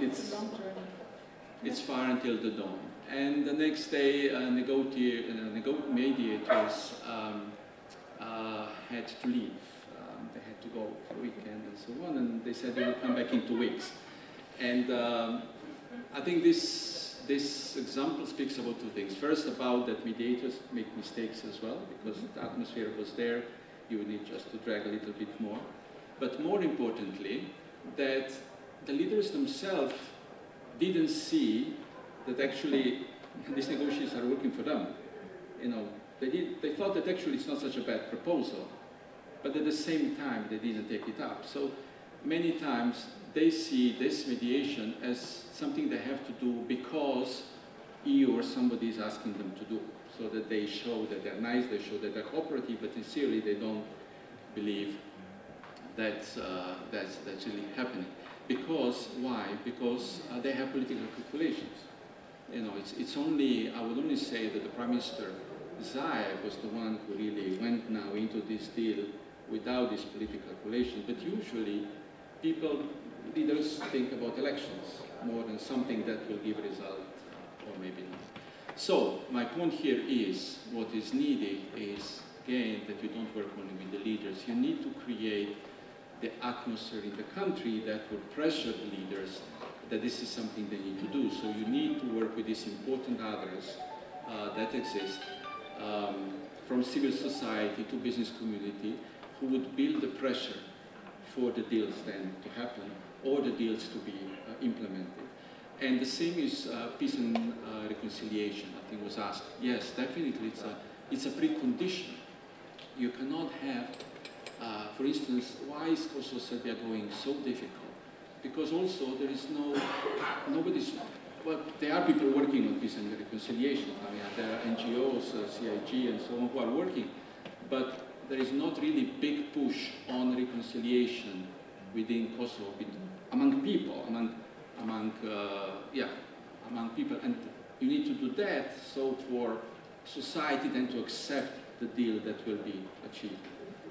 But it is also one of the 6 flagships in the strategy, so one of the important things that the EU is putting as condition for the region. So much. Thank you. Big challenge ahead still. Yes, yes. Always. Always. Okay. Katerina, conflict prevention? I think so. Yeah. The other issue that how to involve different principles, different angles, different views, different professions into this process, it is also how to use mediation as such differently. So we always speak about mediation and similar conflict resolution processes as something that is resolving the disputes when it's already there. And very rarely we speak about it as a tool for even preventing the society coming so far that the dispute comes to its place. So, as mentioned in the question, the preventive function of the mediation, which can be immense in the societies that are multi-ethnical, multicultural, multi-religious, so that are just there, boiling to have a conflict. Learning of mediation in a very early stage can be an incredible tool, because as we know, peacekeeping starts in kindergarten. It starts in the frame of our family, in the frame of our neighborhood, when we learn either to be very tolerant, make us their enemies, or we don't understand that. And I believe why it's not so many times addressed, it's already come. And since actually all these processes are at the beginning politically driven, politics tends to be oriented to the short-term actions and decisions, unfortunately, but that's how it works. And this is a very long-term decision, to go and say we will try to change how certain society works by putting in its roots the mediation as a mean of communication between people. And we can, not to be too long, we can have a nice example here next in Bosnia that we can discuss in the second part about this. Absolutely. So it's about living mediation also. Learning mediation as a person, not necessarily to be a mediator, because that enables you to speak and to understand the other people much different. Mr. Vasilenko, I'm so sorry for the mix up your name in the first round. But maybe give you 30 seconds Thank you. response. Yes. Is there a particular question you would like to answer? No, I'd like to make a general comment. Yes. A couple of comments, in fact. Well, I'd like to comment the European Union for its mediation role. It is truly seen as a benign power, which doesn't have any hidden interests in Central Asia. And we heard the term great power tension rising earlier today. In Central Asia, there are tensions, we think, that are rising, but we think that they can be managed through the preventive mediation. And the EU can be a constructive player. It does play such a role, and being in the European Union, I'd like to stress specifically that the European Union is seen and can play a much bigger role as a benign contributor to all the processes taking place in the region. We are always for the so-called great game for all mentality, as opposed to great game, which of course was the old battle for control of Central Asia between Russian Empire and British Empire in the 90s. But I'd like to also comment on the gender since this seems to be a very pertinent subject. First, I'd like to commend the panel composition. It's very gender balanced. I calculated 4 to 4. Secondly, coming from a region which is known for rather strong men, I'd like to say that we are fully supportive of this idea of having more women, in fact more strong women in mediation roles. I think it will be indeed very, very positive thing for our world. There is this famous joke, some may say it's a bit sexist, but I still say it because I was thinking about it. I was thinking about it because the joke goes like this: if all countries were to be led by women, there would be no wars, but there will be a lot of countries that would not talk to each other. But I think in modern circumstances, we can reverse this and say that there would be more countries that would talk to each other.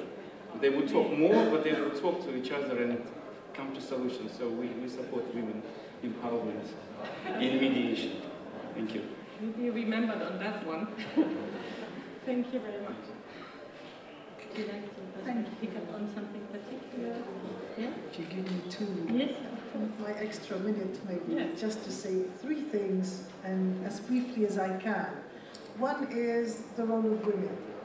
Because I am in the middle of working on the Syrian conflict, I do not perceive myself as a woman contributing. As a woman, I worked for the last 3 years, this is one example, with defected military officers from the Syrian army who are seeking to develop a full strategy, a plan that is people-centered.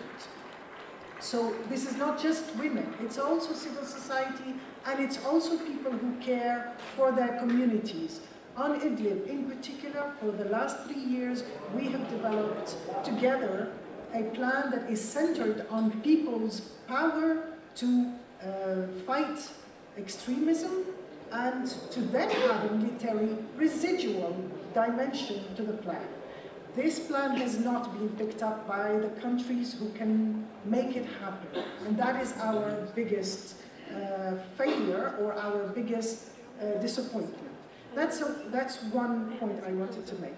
The second is, in the Syrian conflict, we have powers who have military might, and they have put it at the service of bringing back a authoritarian regime to control society after a number of crimes. I will not go into that deliberately, and I hope I don't need to go into that to underline the injustice that we have seen so far.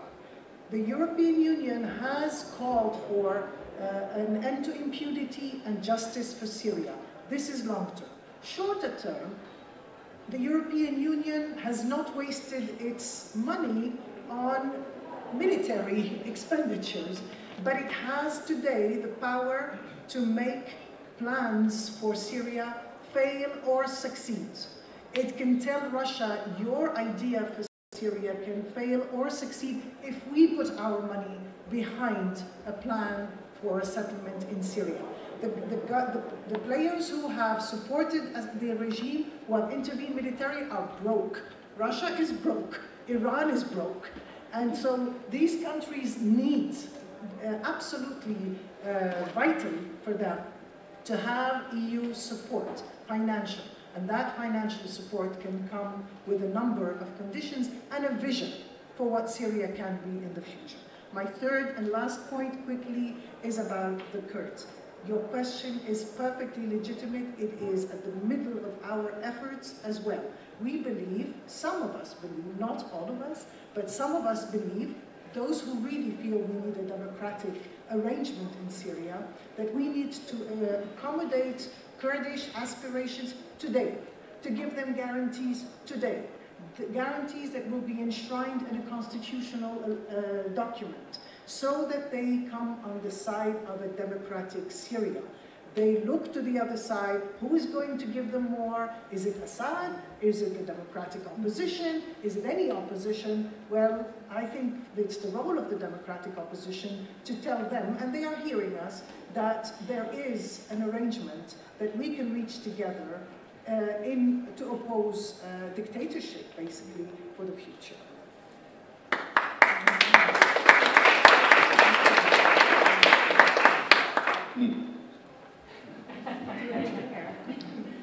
Well, I agree with Basma that the issue has nothing to do with man or woman. It has to do with commitment, interests, and serious business and how to deal with it. I agree, of course, that charm is part of the game.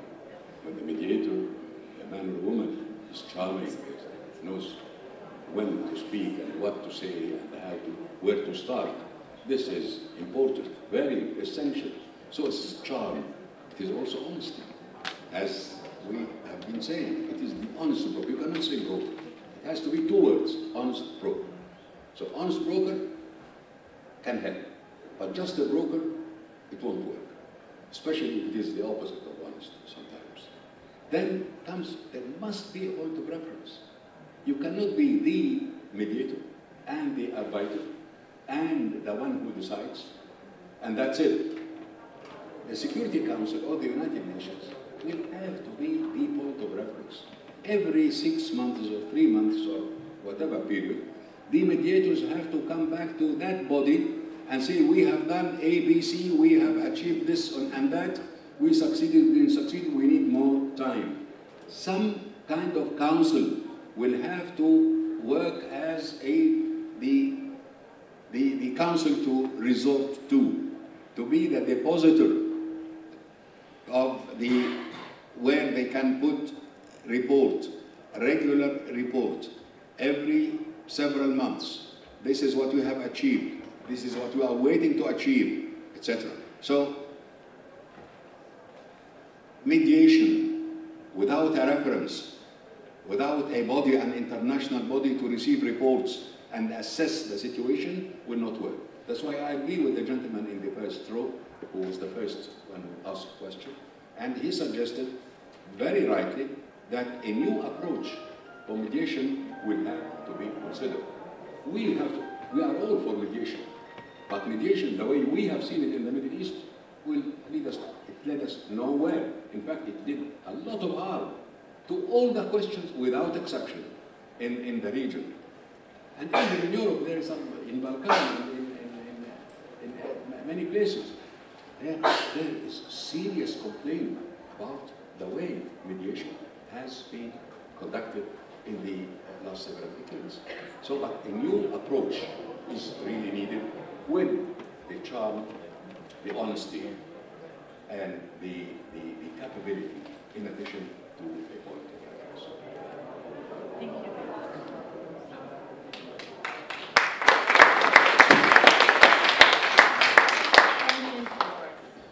Maybe you had the opportunity to open this panel, and we even have the opportunity to close it. Indeed, I'm privileged. Just to say, I agree and I disagree with Abu Musa. I have been anything but a charming mediator or negotiator, that I can tell you. When I was negotiating with the Iranians, only men on their side. But I have been the honest broker. And I said in the beginning, I want to underline that this is absolutely crucial. And we have heard the examples that do not work because there is no honest broker. But you also made another point. This is absolutely crucial. The mandate. You have to have a mandate. You cannot just self-mandate yourself. And this was also in the Iran context, the Security Council. And why is it still working? Why?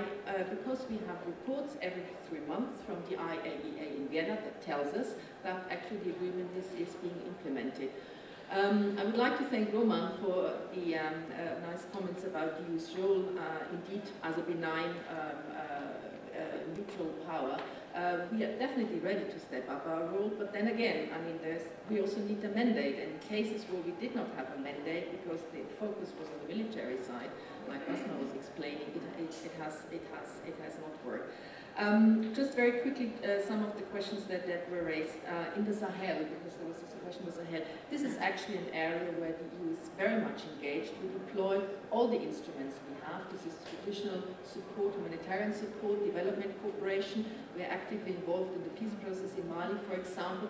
But there's also security. I mean, it's the old saying, and it's true, there is no development without security. So we have 2 missions there, crisis management missions to help on borders, police, security sector, and there is also entering new territory. We are now also helping them to provide security themselves. There's the G5 Sahel Force, which we are funding, and we encourage regional cooperation. That's absolutely crucial. So we regularly meet, we bring them together all around the table. Someone mentioned digital, and I won't be too long, just very quickly, this is crucial. It's not only, as also Peter was saying, I think also the impact of social media. I think we need to be more creative. We need to actually bring together the digital world, also the tech powers, with foreign policy. Federica Mogherini has now created the Global Tech Panel, which brings together the CEOs of many tech companies. And the idea is we try to help them to set the norms and standards, for example, for artificial intelligence in the 21st century. But we want them to help, also by, for example, providing jobs. Again, jobs, investment, education, skills. Because I very much agree, and this is also what I said in the beginning, mediation is not in a vacuum. The real issue is to prevent conflicts. And I think the best thing of doing this is really in investing in these issues. And then last point, very quickly, the quota issue.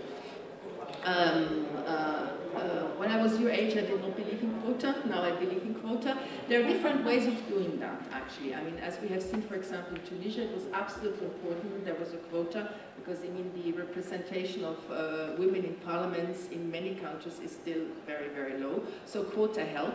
But what we have been doing, dialogue, Pristina Belgrade, Federica Mogherini is continuing as a facilitator. It's very difficult because it's a diplomatic service, so the base is lower, but my line with all our 28 member states when they present candidates is very clear. Send good, qualified women, because they have a better chance than of being taken. So we have a very active policy. When I became Secretary General, I created a task force to look into the issue of gender inequality also, but also to work on many issues, because very often it's not discrimination anymore, at least not in Europe. It's the unconscious bias, it's the obstacles, etc., work-life balance and all that. So I think this needs to be actively addressed.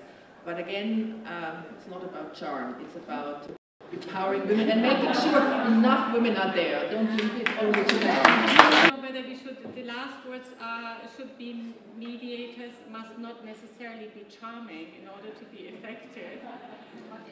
No, empathy is so important. I think that's the point you made, empathy. Yes, and maybe empathy is the one that we really need, and there are certain types of people that are maybe more empathetic than others. Nothing for me left to say, but I would like to express a very big thanks to the government of Foreign Ministry of Slovenia, who actually thought up this panel. Especially also as a follow-up of an EU-initiated member state meeting. It would be very nice to see this discussion going on further, both in your countries and in your respective countries. You see, it is a very multifaceted issue. It needs to be taken serious. We need to have new approaches, and more energy and resources need to be spent on it. So thanks very much for spending your time to listen and your contribution.